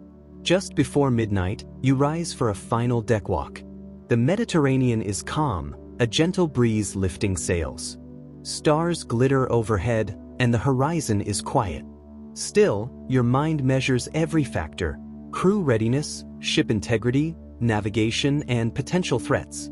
Even in peace, command is active. This quiet vigilance, often invisible to others, is what separates a competent captain from a great one. Cochran's legacy reminds us that leadership is not only in battle but in the constant, measured management of men, ship, and circumstance. Dawn brings a pale light over the restless sea. You ascend the quarterdeck, the chill of the morning wind biting through your coat. Sailors scramble to adjust sails as the wind shifts slightly from the southwest. You glance at the horizon, a thin line of fog masking distant vessels. Patrol or merchantman? The decision is yours, but haste could compromise accuracy. Orders are relayed crisply: maintain course, keep lookout, and be ready for sudden action. Below decks, hammocks sway gently, sailors stirring to their morning routines, unaware of the careful calculations being made above. Breakfast is served, though the storm's lingering waves make movement hazardous. Crew members balance plates of ship's biscuit and salted meat while maintaining their footing on the heaving deck. You join the officers briefly, discussing navigation adjustments, estimated positions, and potential rendezvous points with friendly ships. Maps spread on a table, ink-stained fingers trace the coastline, noting shoals and sandbars invisible to the untrained eye. Each decision here carries weight. Miscalculation could strand the ship or expose it to enemy fire. Mid-morning, you convene a full muster. Sailors stand at attention as you inspect uniforms, weapons, and personal readiness. Discipline is visible, a reflection of morale and training. You deliver instructions with a firm yet measured tone, balancing authority with encouragement. Eyes sharp, minds sharper, you remind them. The drill is both practical and psychological. Confidence breeds competence, and competence ensures survival in an environment where one mistake can prove fatal. The Spanish coast looms faintly on the horizon. You order the spyglass raised, scanning for smoke, sails, or other signs of life. Observations are shared with officers, judgments debated in hushed, precise tones. One false reading could mean disaster, yet hesitation risks losing opportunity. You recall Cochran's tactics aboard HMS Speedy, using deception, timing, and intimate knowledge of geography to turn disadvantage into decisive advantage. Each lesson from history guides present decisions, a silent tutor over the shoulder. By midday, the crew is engaged in maintenance. Sailors work in pairs aloft, inspecting masts, checking rigging for wear, tying knots, and patching minor tears in sails. The rhythm is relentless, the creak of timber and rope constant. Below decks, the carpenter inspects hull planks for leaks, and the cook adjusts provisions to maintain morale and strength. You move among them, observing technique, issuing corrections, and noting efficiency. Every knot, every seam, every measure of readiness matters. Survival is a product of countless small acts performed precisely. A sudden gust signals a shift in weather. You adjust sails, ordering sheets trimmed and topgallants reefed. The wind increases steadily, and the sea grows restless. Sailors respond swiftly, their movements coordinated through years of drilled practice. Your eyes scan the horizon. A merchant brig appears, struggling against the swells. You weigh the risk. Pursuit could bring prize and glory, but the sea is treacherous. Strategy demands patience, timing, and courage. Cochran's philosophy resonates. Engage only when advantage is clear, exploit surprise, and maintain readiness for rapid retreat if necessary. Afternoon brings the first signs of exhaustion. Waves toss the vessel unpredictably, and even the most experienced crew feels the strain. You monitor the sick bay. Minor injuries and seasickness are reported. A careful balance is maintained, discipline enforced, yet human limits respected. You confer with the surgeon, making adjustments to watch rotations and task assignments. The smooth functioning of a ship depends as much on understanding human endurance as it does on sails, rigging, or cannon. Leadership here is both tactical and deeply humane. You receive a report of a distant sail. The lookout is uncertain, its outline blurred by haze. You order a careful approach, maintaining concealment while observing. Decisions are deliberate. Haste could reveal your presence, yet delay might forfeit advantage. Orders ripple through the ship, sails adjusted, crew alerted, guns checked and primed. You recall historical examples where hesitation or overconfidence cost ships and lives. Strategy, like navigation, is precise. Small errors magnified exponentially by the unforgiving sea. The vessel draws closer. The mystery ship's identity remains uncertain. You order the boarding net prepared, small arms readied, and men briefed in silent urgency. The tension is tangible, each sailor understanding the dual threat, enemy engagement, and the sea itself. Cochran's emphasis on preparation, deception, and psychological warfare echoes here. Even minor signals, flags, lanterns, or movement carry weight, potentially determining whether an encounter ends in capture, flight, or catastrophe. As evening falls, the ship navigates through a narrow channel near a rocky coastline. The crew's skill is tested. One misstep could drive the vessel onto jagged shoals. You move among the deck, issuing commands with precision, ensuring leadsmen continuously sound the depth. Waves crash against the hull, the wind shrieks through the rigging, and below decks, tension is palpable. Every officer and sailor understands the stakes. One lapse in coordination could end in disaster. Command is relentless, an unending test of mind, body, and spirit. Night falls, and the storm's remnants linger in heavy clouds and restless seas. Lanterns sway along the deck, casting flickering shadows across wet timbers. The lookout reports no new vessels, yet vigilance remains high. You conduct a silent inspection, moving among the watch, noting the alertness of each sailor. Every pair of eyes, every decision, carries weight.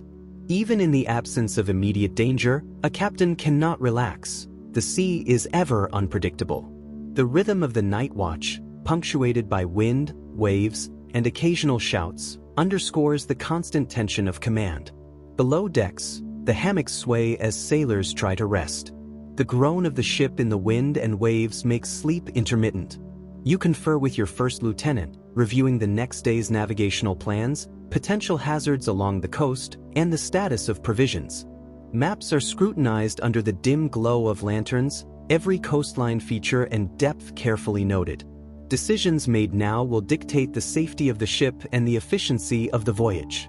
The weight of responsibility is both exhausting and unrelenting. Midnight brings an unexpected squall. The wind shifts suddenly, and waves surge against the hull. You order sails reduced, men rushed aloft to secure rigging, and guns checked in anticipation of any enemy that might take advantage of reduced visibility. The storm tests both crew and captain. Coordination, speed, and precise timing are critical. One slip, one misread signal, could send the ship sprawling onto hidden rocks. Every command must be measured, every movement deliberate, yet executed with urgency. The night is a lesson in discipline under pressure. As the storm abates in the early hours, you move through the wet, salt-slick deck, checking on crew readiness. Sailors shake out wet sails, tighten lines, and secure loose cargo. You inspect the rigging personally, hands raw from exposure, eyes scanning every knot and splice.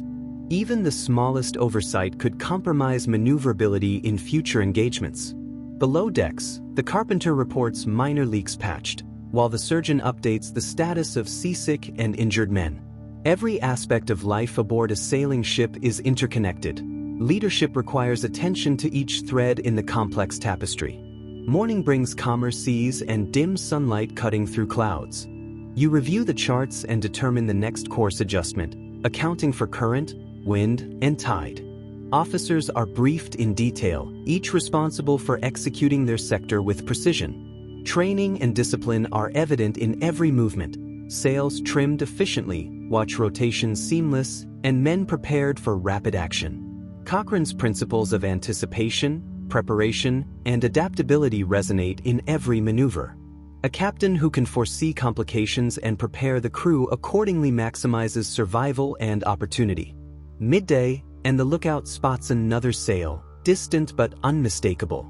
Orders are relayed immediately, adjusting course while maintaining concealment. The unknown vessel could be friend or foe. Caution tempers excitement. You recall historical encounters, calculating potential outcomes: engagement, pursuit, or avoidance. Preparations are made for boarding, with small arms readied and crew briefed silently on rolls. The tension is tangible, the air thick with expectation. Every sailor understands that even the slightest hesitation could spell disaster. The approaching vessel proves to be a neutral merchantman. Relief mingles with the tension, opportunity remains, but now of a different kind. Decisions shift to inspection, potential trade, or safe passage. Sailors move with quiet efficiency, understanding the delicate balance of diplomacy and authority. You issue instructions carefully, mindful of the merchant's rights, the safety of your own ship, and the need to maintain professional conduct. Leadership, in this case, requires both strategic calculation and moral judgment. Afternoon, and the sun begins to break through clouds, drying sails and deck. You inspect the guns, ensuring they are primed, clean, and ready, despite the lack of immediate conflict. Training drills are conducted with small detachments, reinforcing coordination, rapid response, and accuracy. Even in moments of calm, preparedness is non-negotiable. A capable captain understands that warships must remain ready for sudden danger from enemy vessels, weather, or accidents. Every routine task contributes to survival and effectiveness. Late afternoon, attention turns to provisions and crew welfare. Water casks are inspected, biscuits checked for spoilage, and salted meat portioned carefully. Fresh water, the most precious commodity, is rationed with strict efficiency. Sailors are reminded of hygiene practices, washing hands, ventilating bunks, and monitoring minor illnesses. Cochran's attention to crew health serves as a model. Prevention often outweighs treatment, particularly with limited medical resources. The success of a ship in sustained operations depends as much on human endurance as on cannons or sails. Evening descends with a muted palette of red and gold across the horizon. The ship maintains its course toward Gibraltar, sails full and crew alert. You take a moment on the quarterdeck to reflect. The past days have tested skill, leadership, and endurance. Each decision, strategic, tactical, and humane, has reinforced the complex responsibilities of command. Sailors move through their routines with quiet competence, the rhythm of life aboard a sailing ship a testament to discipline and teamwork. The lessons of Cochran, the dangers of the sea, and the ever-present tension between risk and reward remain vividly alive in your mind. The horizon holds new possibilities, challenges, and the perpetual test of skill, courage, and judgment that defines command at sea. The morning sun glints off the Atlantic as your ship clears the Strait of Gibraltar, the coastline shrinking behind you. Crew members adjust sails and check rigging under the watchful eyes of your lieutenants. The wind fills the canvas, and the Speedy responds like a living creature beneath your feet. You feel the familiar surge of control, the delicate balance between human skill and natural forces. Every decision, every order, carries weight. The lives of your men and the success of your mission hinge upon your judgment. Below decks, the routine maintenance continues. Carpenters tend to the hull, sealing minor leaks, while sailmakers repair frayed edges on the canvas. The smell of tar and wetwood mingles with the sea air, a constant reminder that life aboard a wooden warship is both labor and endurance. You check on the water casks and provisions, ensuring that stores are adequate for the coming weeks at sea. Even small oversights could magnify into critical shortages in distant waters. On the quarterdeck, your officers report. "All sails secure and trimmed, sir," announces the first lieutenant. The master confirms course and wind conditions. You nod, silently approving, noting minor adjustments to improve speed. Discipline and coordination remain paramount. The crew has new hands among them. Their integration into the ship's routine must be swift to maintain the ship's readiness. Your eyes scan every detail, every line, every man, like a conductor directing an orchestra of canvas, wood, and men. As noon approaches, the sun beats down on the deck. Sailors move in a precise rhythm, their movements choreographed by weeks of experience and training. The sound of ropes sliding over blocks, the creak of timbers, the flapping of sails, it is a symphony of controlled chaos. You stand on the quarterdeck, issuing commands with measured authority, aware that a single misjudgment could disrupt the delicate equilibrium of this floating world. The Atlantic stretches endlessly before you, a vast expanse demanding constant vigilance. The afternoon brings a change in wind direction. You adjust the sails, repositioning the yards to catch the new gusts. Orders cascade from your mouth, repeated and confirmed by the lieutenants, executed by the crew with practiced precision. Each movement is deliberate. The Speedy responds immediately to every correction. You feel the satisfaction of control, tempered by the awareness of the unpredictable. Nature is never entirely tamed. The sea, wind, and sky are your allies only when respected. Below decks, the surgeon reports on the sick and injured. The hammocks sway gently with the motion of the ship, men resting from the rigors of duty. "All stable, sir," he confirms, noting a few minor complaints of fatigue and seasickness. You nod, aware that a captain's concern must extend to every man aboard, from seasoned mariner to new recruit. Maintaining health and morale is as critical as any maneuver in battle. The ship is a microcosm, each element interconnected, each man essential. The afternoon watch brings a period of calm. You stroll the deck, observing the crew as they carry out routine drills. Some clean the guns, others tend to minor repairs. Your presence is both supervision and reassurance, a reminder that command is not just authority but responsibility. Even in calm weather, discipline cannot waver. The lessons of past encounters echo in your mind. A moment's carelessness could lead to disaster. Your eyes miss nothing, catching frayed ropes, loose blocks, and inattentive hands. As the sun dips toward the horizon, the wind shifts once more. You order the topsails partially reefed in anticipation of stronger evening breezes. Sailors scramble aloft, feet steady on foot ropes, hands tight on halyards. The quarterdeck becomes a hive of activity, every command precise, every motion rehearsed. From this vantage, you can see the Speedy respond instantaneously, leaning into the wind, her bow cutting through waves. Mastery of such maneuvers defines the difference between a well-commanded vessel and a ship at risk. Evening falls and the first watch begins. Lookouts take their positions, lanterns illuminate the deck below, and the gentle sway of the sea lulls some men into a wary calm. You retreat briefly to your cabin to review orders and correspondence. Logs must be updated, instructions clarified, and preparations for the next day ensured. A captain's work is never truly done. Even in solitude, the weight of responsibility presses, the well-being of hundreds of men resting upon decisions made within these small, confined spaces. Night descends fully, and the Mediterranean sky stretches dark above. Stars glitter like pinpricks, guiding your navigation. The Atlantic currents play beneath your hull, testing your calculations and experience. The officer of the watch reports each hour, confirming course and speed. Below, the crew sleeps in shifts, hammocks swaying with the rhythm of the sea. Every element is interconnected, every decision carrying consequence. Sleep is brief, vigilance constant. Command in the age of sail leaves no room for complacency. The first hints of dawn appear on the horizon.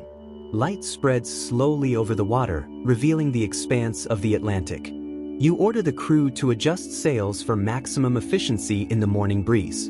Even these small maneuvers are executed with precision, the result of discipline drilled into every hand aboard. The Speedy responds smoothly, her timbers groaning softly as she rides the swells, each motion a reminder that this is a living vessel, demanding respect and understanding. Below decks, the cook prepares the first meal of the day. The smell of fresh bread and coffee, or rather, the naval substitute brewed from roasted grains, drifts upward. Sailors wake to their routine, hammocks shaken free, and roll call begins. Each man reports, accounted for by the bosun's mate. Even a single missing crewman could be disastrous in emergencies. Order and awareness are paramount. You walk the deck, observing the integration of the new hands. Some are seasoned seamen, others green recruits from land assignments. Assignments must be carefully considered, placing men where their strengths will be most effective. Mistakes in placement could slow maneuvers, weaken watch rotations, or create hazards aloft. Every decision is layered with consequence. Your eyes note nervous hands, unsure grips, and the subtle errors that must be corrected before they compound. The morning watch is punctuated by drills. Gun crews practice loading and firing procedures, the metallic smell of powder faintly lingering despite precautions. Even without the chaos of battle, preparedness is essential. You walk among them, observing stance, coordination, and attention. The slightest lapse could result in misfires or accidents that cripple efficiency. Each sailor is part of a complex machine, the cohesion of which reflects your command's effectiveness. By mid-morning, the sun rises higher, heating the decks. The rigging is checked once more, frayed ropes replaced, blocks oiled, and spars inspected. You confer with the first lieutenant, discussing minor adjustments to improve speed and stability. Even small optimizations matter when a fleet is relying on coordinated maneuvers. Command is not only about confrontation with the enemy, but mastering every subtle detail of your own vessel. Below decks, the surgeon reports minor ailments, blisters, fatigue, and seasickness. You consider each case, balancing the need for rest with operational requirements. In the confined spaces of a warship, illness spreads quickly. Your concern for the men is practical as well as moral. A weak crew cannot sail effectively, much less fight. Orders are given to isolate those with symptoms and to rotate duties to prevent exhaustion.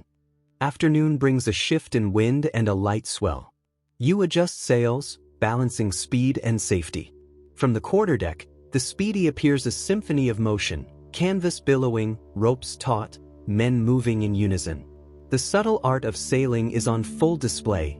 Every change in wind direction demands anticipation and precise action. You feel the familiar surge of control and awareness, the paradoxical mix of power and vulnerability unique to command in the age of sail. Your officers gather for a brief conference. The squadron rendezvous looms, and coordination will be essential.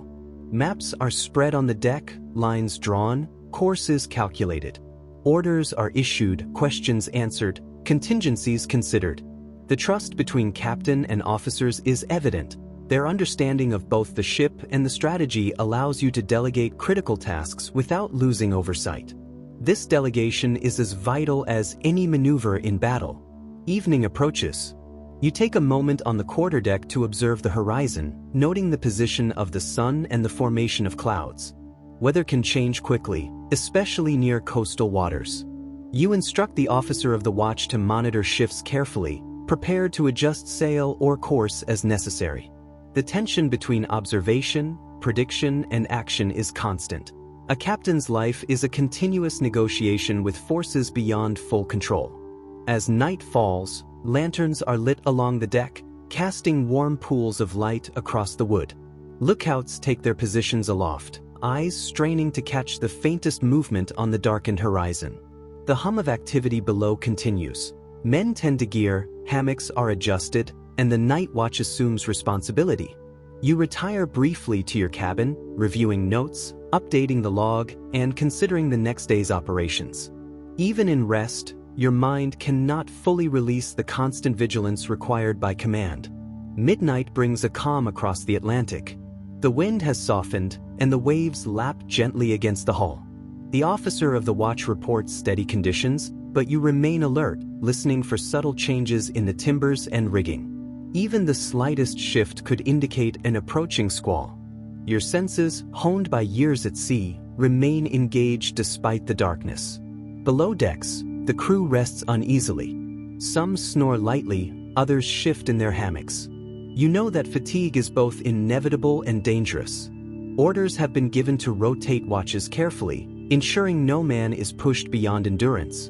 Even in sleep, the safety and efficiency of the ship depend on thoughtful management. A faint sound awakens you, a distant creaking, followed by the subtle splash of water against the hull. Instantly alert, you rise from your cabin berth and check the log and instruments.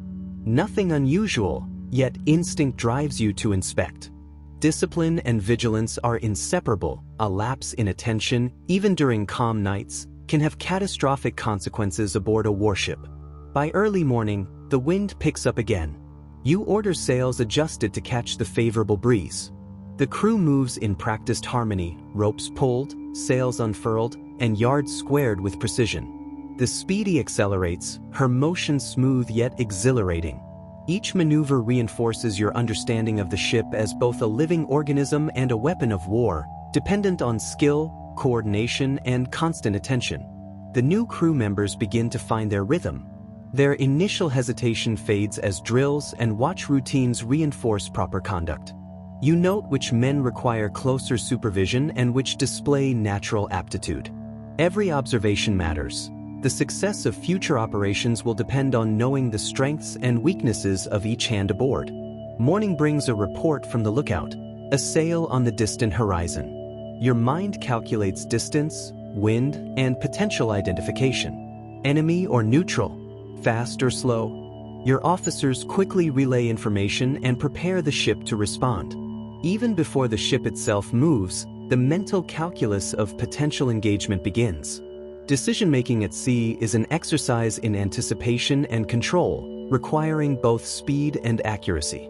Orders are issued to alter course, keeping a safe distance while assessing the unknown vessel. Signals are sent aloft, testing the responsiveness of your crew and their understanding of naval semaphore. This brief encounter serves as both practical training and strategic caution. You ensure that your ship is ready for immediate action if necessary, balancing prudence with aggression. The mid-morning sun illuminates the rigging, revealing subtle where that might otherwise go unnoticed. You inspect each section, noting knots that need retightening, blocks that require oiling, and spars showing the first signs of fatigue. Even minor maintenance tasks prevent failures that could compromise your ship in the heat of battle. Attention to detail is a captain's silent weapon. The gun crews rehearse loading and firing under your supervision. Even without active engagement, discipline and speed are practiced meticulously. Each shot fired in training reinforces muscle memory, ensuring that the crew can respond flawlessly when true combat arises. You observe, correcting minor errors and praising efficient handling. Morale and competence are built simultaneously. By noon, the sea is calm and the Speedy maintains a steady course.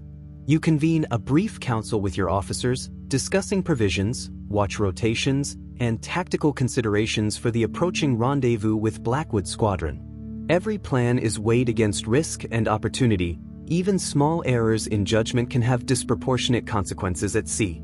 By mid-afternoon, the Speedy sails under full topsails and courses, the wind brisk but manageable.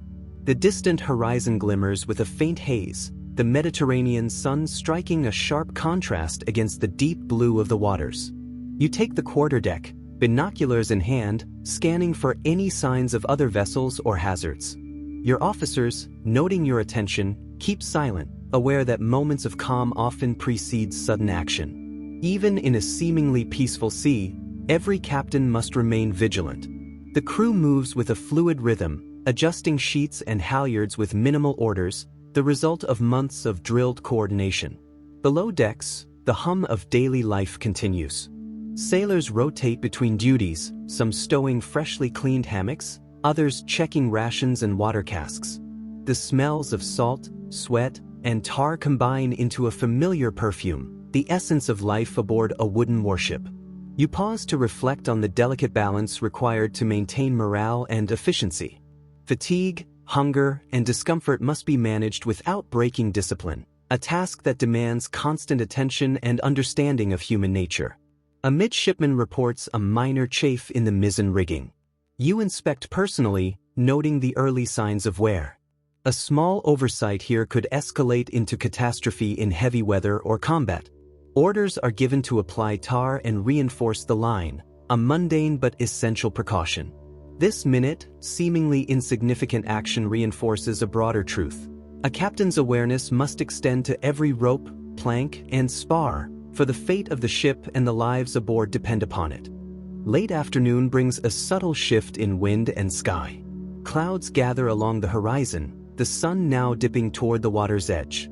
You call your officers to the quarterdeck, discussing the implications of changing weather on sail and course. Decisions must be made early, before conditions deteriorate. The crew, sensing the tension, anticipates orders and moves accordingly. Sailors adjust reef points, check halyards, and prepare for potential squalls. The discipline and experience of your men ensure swift execution, yet you remain watchful, knowing that even small errors could cascade into serious difficulties. Below, the smell of damp wood and salt water intensifies as the bilges creak under the hull's gentle roll. The gun deck is quiet, hammocks swaying gently, while officers inspect ammunition and repair minor damages. You consider the strategic challenges ahead, the necessity of balancing speed with caution. Every decision carries weight. A premature reefing could slow pursuit of a target, while hesitation might expose the ship to unnecessary danger. The complexity of command becomes tangible as the wind stiffens. You give precise orders for sail adjustment, monitoring execution with a critical eye. The first lieutenant reports readiness, and the crew moves with silent efficiency. Observing from the quarterdeck, you feel the familiar mix of exhilaration and responsibility. Each adjustment, each rope tautened or slackened, represents not just mechanical skill but the collective trust between captain and crew. In these hours, the ship transforms into a living extension of your judgment, every motion a reflection of your experience and foresight. Evening falls, the sky painted with streaks of crimson and gold. The wind eases slightly, carrying the salt tang of the Mediterranean. You descend from the quarterdeck briefly to inspect the galley and crew spaces, a habit that reinforces awareness of the ship's condition beyond the immediate horizon. The cook reports that the evening meal will be served shortly, provisions are sufficient, and morale remains high. You glance at the gun deck, noting that the hammocks have been secured and the men are preparing for rest, yet a few remain on duty, polishing weapons or checking the powder magazine. Discipline is maintained through vigilance, but also through respect earned by competence. You return to the quarterdeck just as the first stars appear, scanning the horizon once more. The smooth stretch of sea offers no immediate threats, yet experience teaches that danger often arrives unheralded. You give orders to adjust night watches, ensuring that a sufficient number of men remain alert, with specific instructions for lookouts in the crosstrees. The Speedy responds to your commands with the quiet obedience of a vessel attuned to its crew's skill. A brief consultation with the first lieutenant covers maintenance priorities for the night, tightening rigging, checking spars, and monitoring the bilges. Each task, though mundane, sustains the ship's readiness. Below decks, the ship creaks in the rhythm of the sea, a living organism reacting to wind and tide. You feel the familiar weight of responsibility settle around you. The lives of hundreds, the integrity of the vessel, and the success of the mission resting upon decisions made in these quiet, deliberate moments.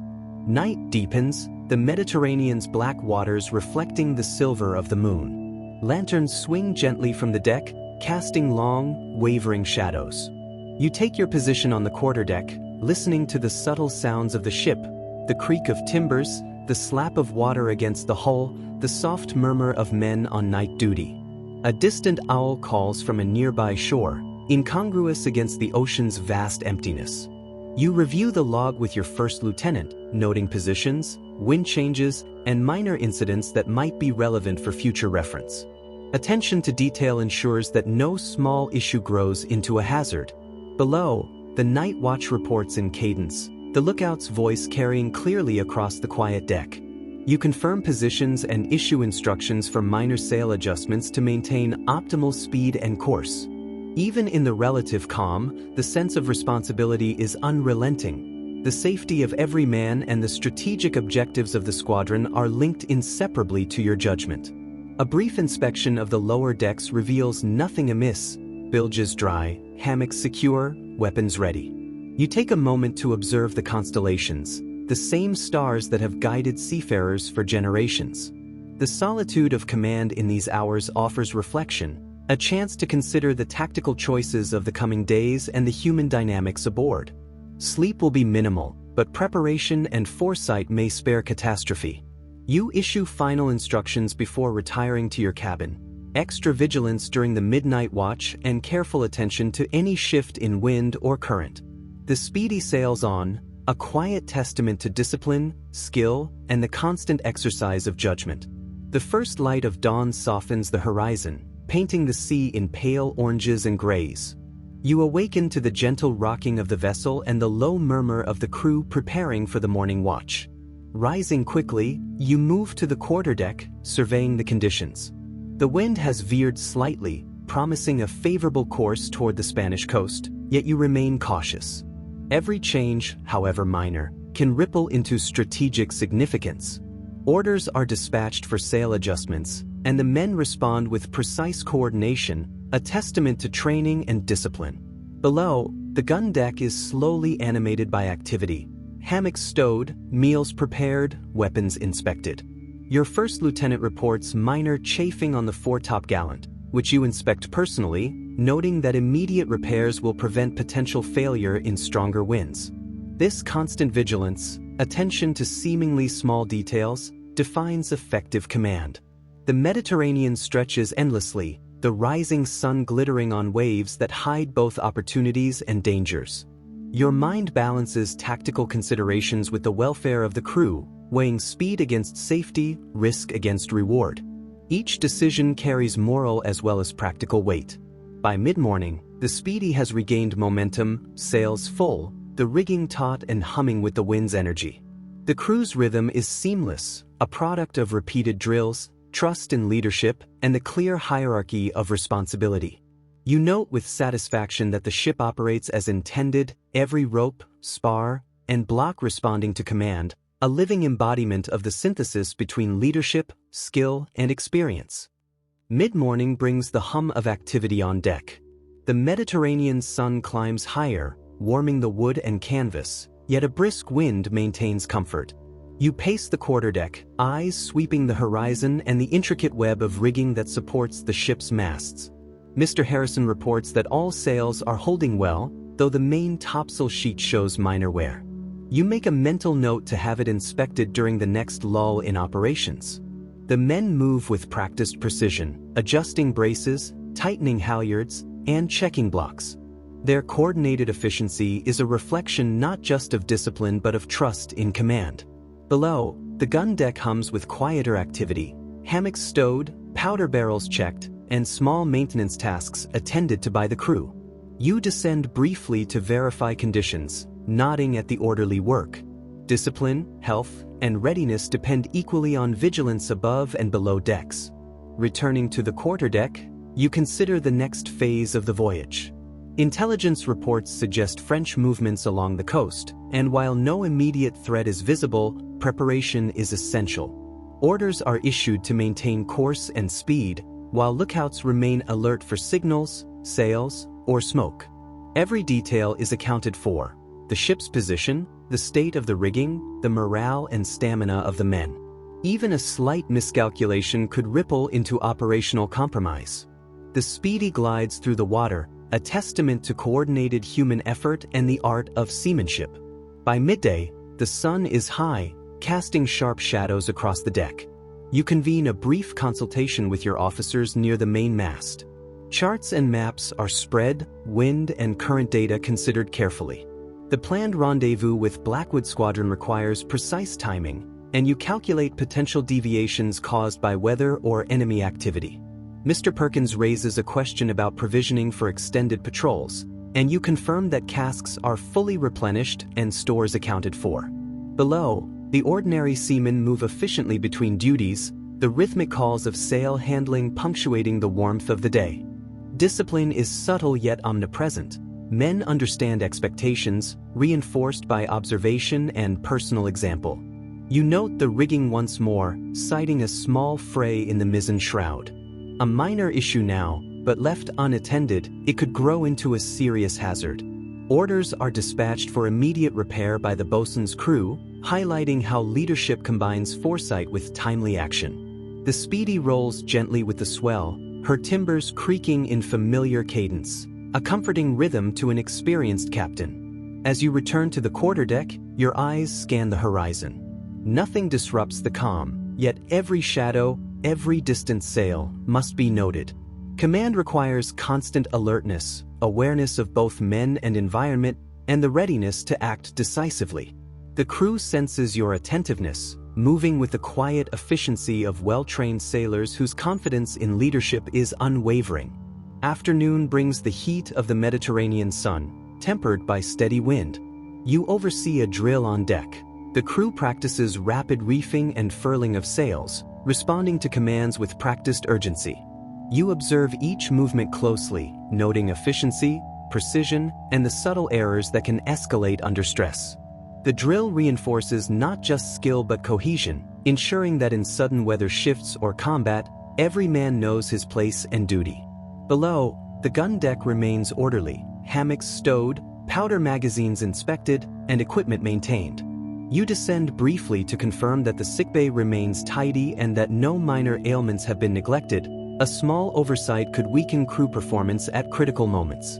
Returning above, you watch the sun's reflection glittering on the sea.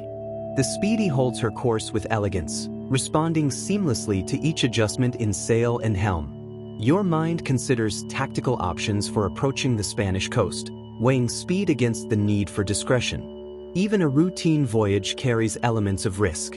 Orders are relayed to maintain watches and patrol for any unexpected vessels, a task requiring constant vigilance. You reflect briefly on the paradox of command, authority concentrated in your hands, yet every success or failure dependent on the men, their skill, discipline, and judgment. Every rope, block, and sail is a potential point of failure, every decision a test of foresight. The ship moves steadily forward, her crew a living extension of your command, and you feel the quiet satisfaction of preparedness in both human and material terms.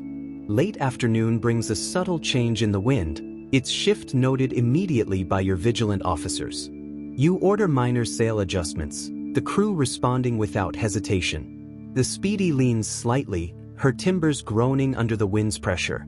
Yet she moves with a grace that speaks to her construction and the skill of her sailors.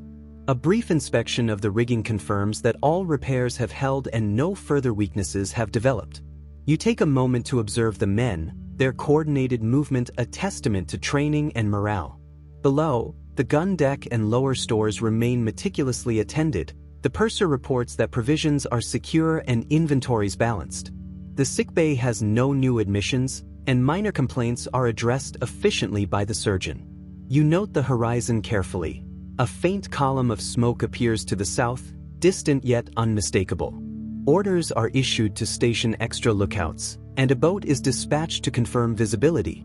This moment exemplifies the dual nature of command, preparation for routine operations while remaining ready for sudden, unforeseen developments.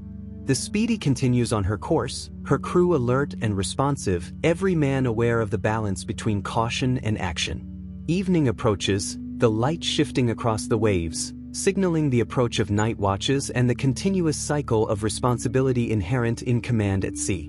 Dusk settles, the horizon aflame with the last light of day. Lanterns are lit along the deck, their glow mingling with the fading sunlight. You convene a brief council with your officers to review the day's events and plan for the night watches.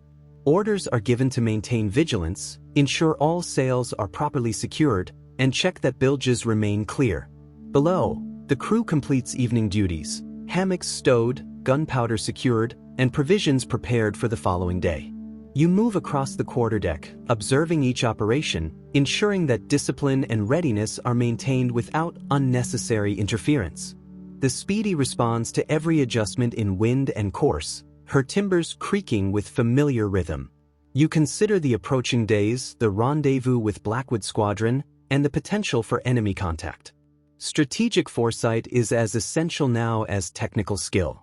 Each man's efficiency, each rope and spar, and your own decisions will determine the outcome of this deployment. As the first stars appear, a sense of calm discipline settles over the vessel. The crew moves with quiet precision, aware of their duties, while you, perpetually attentive, balance the dual burden of command, authority and responsibility. The night promises both rest and vigilance, the eternal rhythm of life aboard a ship of war. Night has fully descended, the Mediterranean calm yet restless under the pale moonlight. You walk the quarterdeck, lanterns casting shadows that dance across the wood. The men of the night watch move silently, eyes sharp, hands ready on ropes and blocks. Orders are relayed quietly: maintain course, monitor wind shifts, and report any sight of sails or smoke. Below, the gun deck is nearly silent. Hammocks sway gently, and the faint creak of timber reminds all of the living, breathing nature of the vessel. You pause near the helm, considering the delicate balance of speed and caution. A small shift in wind could throw a poorly timed tack into disarray. A distant vessel might appear without warning. Your mind catalogs contingencies, weighing the capabilities of your crew against potential threats. Every rope, sail, and spar becomes part of an intricate network under your command. Even the slightest lapse could cascade into danger. The Speedy, responding to minor adjustments, moves with a silent grace, her timbers humming under moonlit skies. This nocturnal vigilance defines command as much as daylight action. Midnight brings a sudden shift in wind. The first lieutenant reports gusts approaching 20 knots, forcing adjustments to the topsails. You order reefing immediately. Men scramble aloft with practiced agility, the sound of canvas flapping against the masts punctuating the night. Lanterns swing, illuminating taut faces and swift movements. Below, the gun deck is prepared for sudden orders. Powder barrels are secured and hammocks tied down. You note the wind's direction and adjust course slightly, reducing strain on the hull while maintaining speed. This delicate maneuvering exemplifies seamanship in practice, the fusion of technical knowledge, experience, and the ability to anticipate the sea's caprices. The crew's cohesion and discipline are tested, yet they perform without hesitation, a reflection of your leadership. As the gusts pass, a calm returns, and the Speedy continues on her course, sails adjusted and rigging intact. Even in darkness, every decision has weight, every observation carries consequences. Early hours of dawn, the eastern horizon tinged with pale orange. You move along the quarterdeck, eyes scanning the subtle shifts in waves and wind. Reports from lookouts indicate no vessels in sight, but you remain vigilant. The night watch reports minor strain in the mizzen shrouds. You dispatch a small repair crew to address it before day fully breaks. Below decks, the crew stirs, preparing for the first meal after a long night. The gun deck is orderly, and the surgeon reports no new ailments. You confer briefly with your officers, reviewing the course and estimated time to the Spanish coast. The Speedy glides through calm seas, her timbers stretching with each swell. Observing the men, you note both fatigue and alertness, a testament to their training and your management. Command, you reflect, is the constant balance of discipline, foresight, and human endurance. Even in peaceful moments, vigilance must be maintained. The sea allows no permanent respite. By mid-morning, the sun fully illuminates the deck, the wind favorable, and routine operations resume with smooth efficiency. Late morning, the Speedy nears a small cluster of rocky outcroppings along the coast.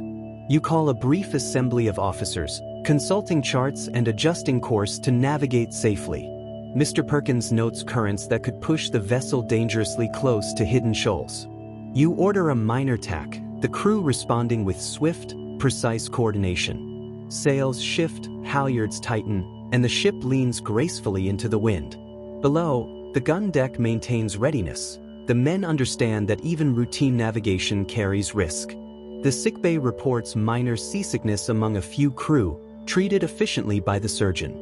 You observe the horizon continuously, noting distant smoke, likely a small fishing craft, harmless but requiring acknowledgement. Every detail, from rigging to morale, from wind to unseen shoals, demands attention. The Speedy threads the waters with care, your experience guiding decisions that combine prudence with efficiency. This measured navigation demonstrates the quiet mastery required of a seasoned captain. Noon approaches, and the sun reflects brightly off the Mediterranean, dazzling yet beautiful.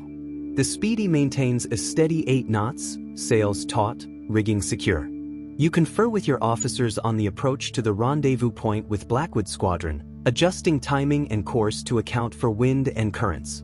Below decks, the crew continues routine maintenance, ropes coiled, decks scrubbed, and stores inventoried. The sickbay remains quiet, save for minor complaints. A distant sail appears on the horizon. You order extra lookouts to confirm identity. The men act quickly, disciplined, eyes sharp. The tension is subtle yet palpable, an ever-present reminder that the sea, even when calm, holds potential danger. The Speedy cuts through the water with elegance, a reflection of both design and command. You walk the quarterdeck, lanterns no longer needed under the bright sun, eyes alert to every detail, mind calculating contingencies. This is command, authority, vigilance, and the subtle orchestration of human and material forces in the ceaseless dance with nature. Afternoon heat presses down on the Speedy, the sun directly overhead. Sailors work in a rhythm honed by experience, adjusting sheets, tending to blocks, and inspecting spars. You move along the quarterdeck, checking that all orders have been executed properly. Mr. Harrison reports minor wear on the main boom topping lift. You order immediate attention to prevent failure during sudden maneuvers. Below, the gun deck smells faintly of pitch and sweat, but the crew remains orderly, disciplined. The surgeon notes minor cuts and bruises from rope handling, nothing serious. You pause, looking at the shimmering horizon. Even in calm seas, a captain's mind must anticipate changes in weather, enemy movement, or the sudden failure of a rigging line. Command is both continuous and invisible. The decisions made here, unseen by most, ensure the safety and effectiveness of the ship. Mid-afternoon brings a light, shifting breeze. You consult the chart with the sailing master, noting currents and shoals along the Spanish coast. Adjustments are made to the course. Sailors respond efficiently to subtle helm commands. A lookout calls distant sails, and you direct binoculars to verify identity. Friendly, likely part of the Blackwood Squadron ahead. Relief ripples through your officers, but vigilance remains high. Below, preparations continue for potential interaction. Lines checked, small boats ready, and decks cleared of unnecessary clutter. You reflect on the duality of command. Moments of quiet tension broken by sudden demands, each requiring immediate judgment. The Speedy, though small, embodies your authority, a floating nexus of discipline, skill, and foresight. Each gust of wind and every wave becomes a test of seamanship, requiring decisions both practical and anticipatory. Late afternoon, the first signs of land appear on the horizon, a faint silhouette of cliffs and hills. You order the topsails eased slightly, reducing strain while maintaining approach speed. Officers consult charts. Sailors follow commands without hesitation. Below decks, the gun crews prepare small arms, not for battle but as precaution against unexpected encounters. The sickbay notes a few minor complaints of seasickness, treated efficiently. You reflect on the orchestration required to bring a ship safely to harbor.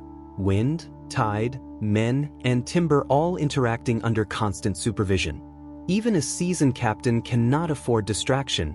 Every decision carries consequences. The Speedy glides closer, her movements precise, her crew a reflection of rigorous training and respect for command. Each mile gained brings both relief and renewed vigilance. Early evening, the Speedy approaches the rendezvous point with the Blackwood Squadron. Signal flags rise and are read carefully by your officers. Orders are relayed to adjust course and prepare for potential boarding by other vessels. The crew responds with quiet efficiency, halyards tighten, sails trimmed, and lookout positions reinforced. You confer briefly with the first lieutenant, reviewing contingencies in case of sudden weather change or miscommunication among squadron ships. The sun dips toward the horizon, casting long shadows across the deck. The combination of light, sea, and motion creates a constant visual reference for navigation and orientation. Below, Preparations continue quietly, meals are taken in shifts, and hammocks adjusted. The Speedy, under your command, moves with a precision that belies her size. Twilight deepens, painting the Mediterranean in shades of gold and purple. You stand on the quarterdeck, observing the approach of the Blackwood Squadron. Each ship in the distance is assessed, sail trim, course, and behavior noted. Orders are issued to adjust for coordination with the squadron formation. Below decks, the crew prepares for signaling and potential interaction with other vessels. Lanterns readied, signal flags checked, and small arms inspected. The officer of the watch reports wind remaining steady but shifting slightly from the northwest. You adjust course subtly, maintaining alignment. The Speedy responds instantly, her timbers creaking softly as the sails fill. You reflect on the complexity of squadron operations. Individual command must blend seamlessly into collective maneuvering, requiring trust, anticipation, and absolute clarity in orders. Even as darkness falls, vigilance does not wane. Your authority, presence, and foresight shape every action aboard your ship. Night settles over the Speedy, the Mediterranean calm but deceptive. Lanterns swing gently, casting elongated shadows across the deck as sailors move with quiet efficiency. You pace the quarterdeck, checking on watches and ensuring lookout rotation is steady. The first lieutenant reports all sails secured for night handling, with minimal risk of accidental strain. Below decks, the gun crews and marines maintain readiness while ordinary seamen sleep in shifts. The gentle lapping of waves against the hull forms a steady background, but your mind remains alert. Even in apparent tranquility, a captain must anticipate sudden squalls, navigational hazards, or unexpected encounters. Every creak of timber, every subtle shift in wind, becomes a cue demanding attention. Command never sleeps. Midnight brings cooler air and a quiet sense of isolation. The stars stretch across the sky, a familiar map for navigation. You confer briefly with the sailing master using hand signals and whispered instructions to adjust course slightly, accounting for subtle current changes. Sailors respond with practiced skill, moving along foot ropes and adjusting sheets without disruption. In the gun deck below, hammocks sway gently, and the occasional murmur from the watch is met with strict adherence to silence. Your mind moves fluidly between operational concerns, crew welfare, and potential encounters with enemy vessels. This mental exercise, continuous and demanding, shapes the rhythm of a captain's night. Vigilance tempered by experience, foresight balanced against human endurance. Early morning, the horizon tinged with the first hints of sunlight. The Speedy sails steadily, the wind favorable and predictable. You gather the officers on deck for a brief consultation, reviewing signals and orders received from the squadron ahead. Coordination is paramount. Each ship must align perfectly to maintain formation and readiness. Sailors move swiftly to trim sails and inspect rigging, ensuring all is in prime condition. Below, the surgeon tends minor ailments, while carpenters check for early signs of wear from the previous days at sea. You reflect on the dual nature of command, both strategic foresight and meticulous attention to detail. Victory, or safe passage, often depends as much on the mundane as the dramatic. Late morning, the Speedy draws near a rocky outcrop along the Spanish coast. You consult the charts with the sailing master, checking depth soundings and tidal flow. Sailors adjust sails and rigging to maintain course and balance, the precision of their movements a testament to rigorous training. Officers relay orders with clarity, ensuring all operations proceed without confusion. The lookout reports small fishing vessels, harmless but requiring awareness to avoid collision. Below decks, the crew remains alert, ready to respond to sudden commands. Every man understands his role, every rope, sail, and block a critical part of the larger mechanism under your control. Command is exercised in constant interplay between human skill, natural forces, and disciplined observation. Noon, sunlight bright and warm, illuminates the Speedy as she continues along the Spanish coast. Signal flags rise from distant squadron vessels, read and interpreted by your officers with rapid precision. Orders flow down the chain, sail adjustments, course corrections, and readiness for any potential contact. Below, the gun deck hums quietly, ammunition secured, muskets inspected. The crew takes advantage of calmer conditions for brief maintenance. Ropes coiled, spars checked, and deck scrubbed. You pause on the quarterdeck, observing both the immediate surroundings and the broader tactical picture. The integration of independent decision-making and coordination with squadron movements highlights the constant balance a captain must maintain. Authority exercised in isolation, yet fully synchronized with a larger operational plan. Afternoon sunlight glints off the sea as the Speedy maintains her course along the coast. You consult the log with the first lieutenant, reviewing positions, wind shifts, and sail efficiency. The crew moves with methodical precision, trimming sails and checking rigging under the officer of the watch. Below decks, carpenters and sailmakers address minor damage from previous squalls, their hands deft despite the heat and cramped spaces. Every element of the ship functions as part of a complex, interdependent system. You remind yourself that success at sea is cumulative. Small errors multiply, small attentions preserve life and ship. Even routine inspections serve both operational and symbolic purposes, reinforcing discipline and responsibility across all levels of the crew. Late afternoon, a light breeze begins to strengthen, hinting at a possible squall. You order the crew to reef topsails preemptively, minimizing the risk of damage while maintaining forward momentum. Sailors move nimbly along the footropes, securing canvas and adjusting halyards with practiced efficiency. The boatswain's whistle cuts sharply across the deck, and the crew responds instantly, the choreography of action honed by countless drills. Below, Marines and gun crews remain at their stations, prepared for any sign of hostile activity. You observe from the quarterdeck, issuing precise, measured commands. The interplay of foresight, rapid decision-making, and confidence in the crew's skill defines the essence of command, where anticipation prevents disaster and ensures smooth operation even under stress. Evening approaches, the horizon painted with soft oranges and deepening blues. The Speedy sails steadily, the wind favorable once more.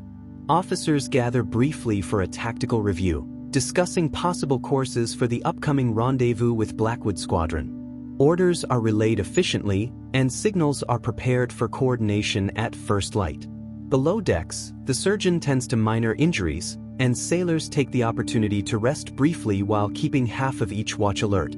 You make your rounds, inspecting both the rigging and the men, noting morale and readiness. Leadership is not only a matter of issuing commands but of understanding the human and mechanical elements that collectively determine the ship's effectiveness. Night falls, and a lantern-lit deck glimmers in the moonlight. The crew moves silently, executing their duties with minimal sound. Lookouts remain alert, scanning the dark waters for any sign of hazard or enemy activity. You review charts and navigational instruments, calculating positions with attention to tide and current. The quarterdeck feels simultaneously vast and intimate, the officer's presence both commanding and protective. You reflect on the solitude inherent to command. The weight of responsibility rests solely on your shoulders, yet the collective competence of your crew multiplies your capacity to act. Each decision carries consequences, immediate and long-term, shaping the fate of the ship, her company, and the mission. Late night, the Speedy glides smoothly under a full moon. The crew is divided between active watches and quiet rest, each man fulfilling his duty. You walk the deck, listening to the subtle creaks of timbers and the whisper of water against the hull. Reports from lookouts confirm nothing unusual in the surrounding waters. Orders are checked and rechecked, sail positions, course bearings, and readiness protocols. The calm allows reflection, the solitude reinforcing the paradox of command, authority over many, yet dependent on the skill and vigilance of each individual. You note the dedication and reliability of your officers and men, understanding that the ship's survival and success rely on their combined expertise, discipline, and resilience, tested under both tranquility and imminent danger. Dawn breaks with muted gold spilling across the waves. The Speedy's sails catch the morning wind, and the crew awakens to renewed purpose. You convene a brief muster on the quarterdeck, confirming watch rotations and ensuring each man is ready for the day's duties. Below decks, hammocks are stowed, and the gun decks are cleared and cleaned. Sailors move with quiet efficiency, their movements reflecting both habit and discipline. You check in with the first lieutenant regarding provisions and water, noting any shortages. The rhythm of naval life is exacting. Minor neglect in one area can cascade into operational failure.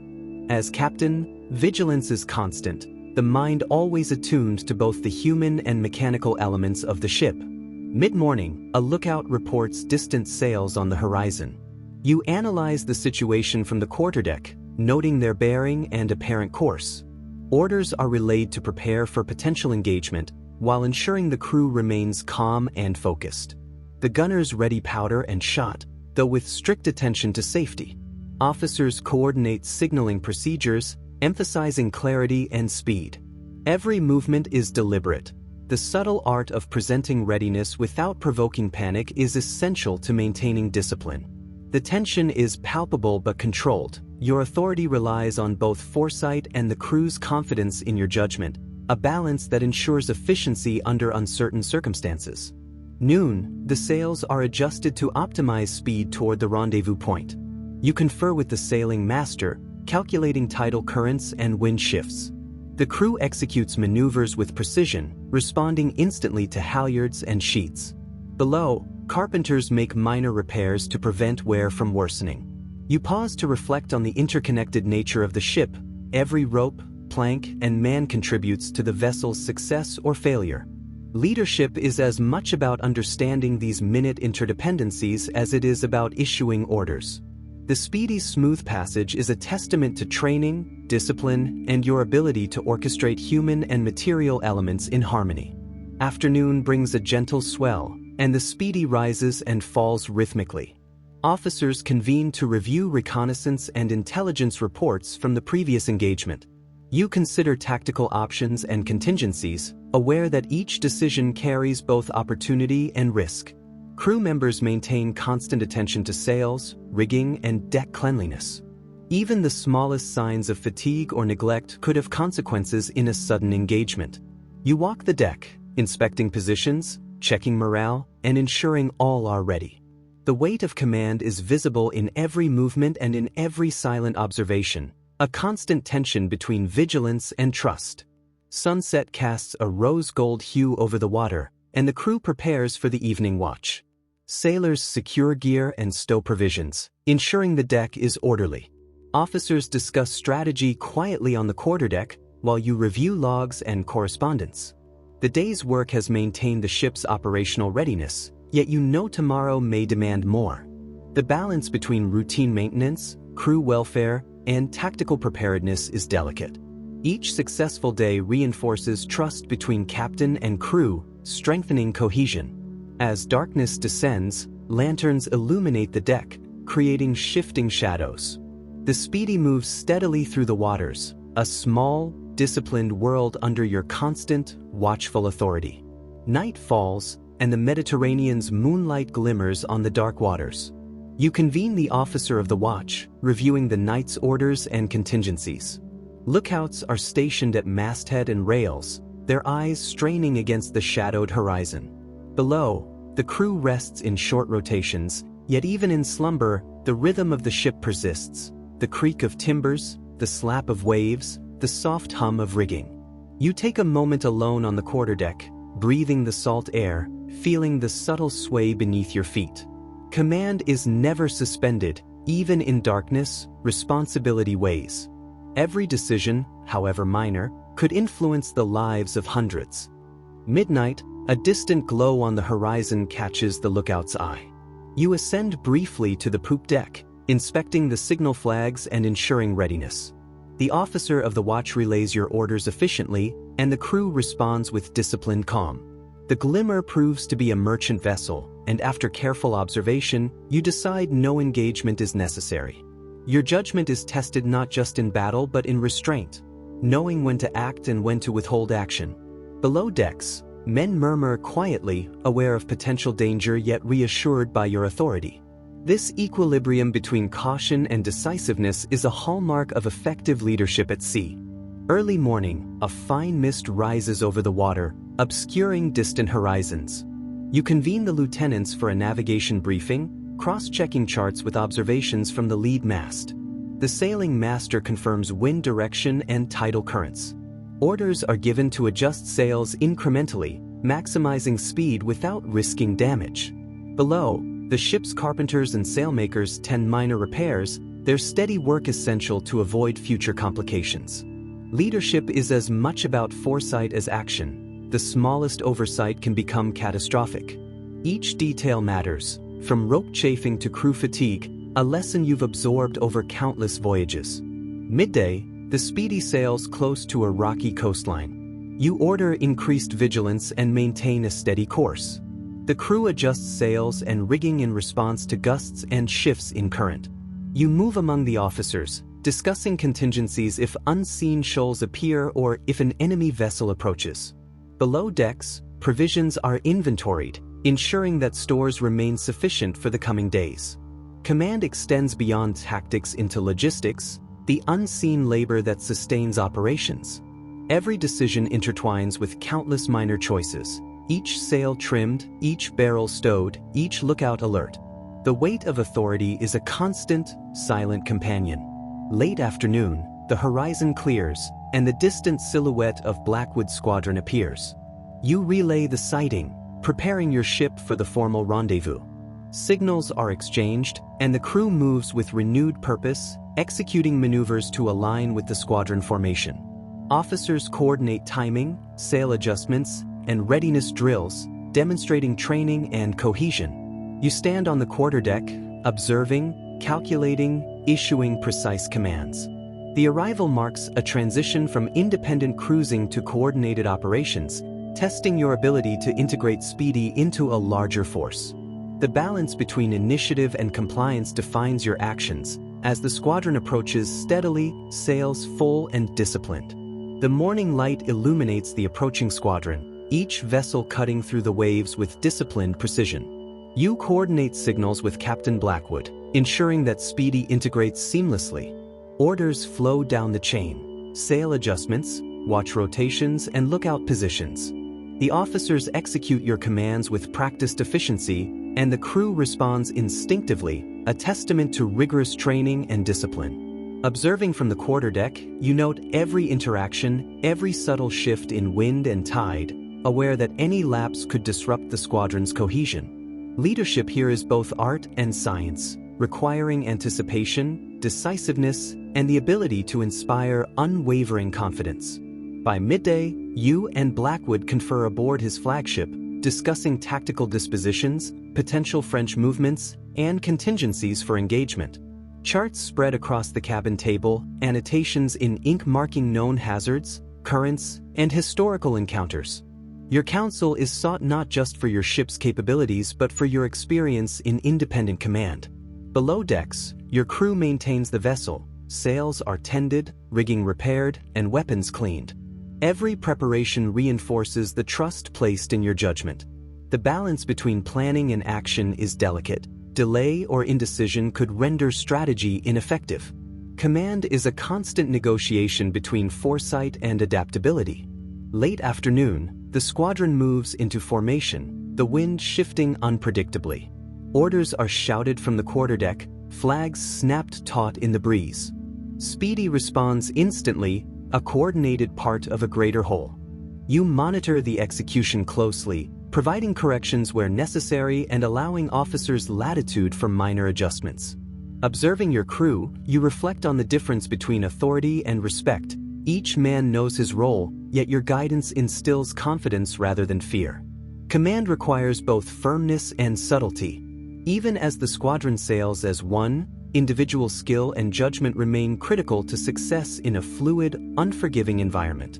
Evening approaches, and the sun casts long shadows across the Mediterranean. The squadron anchors in a sheltered bay for the night, and you supervise the anchoring process personally, ensuring lines are secured and sails properly furled.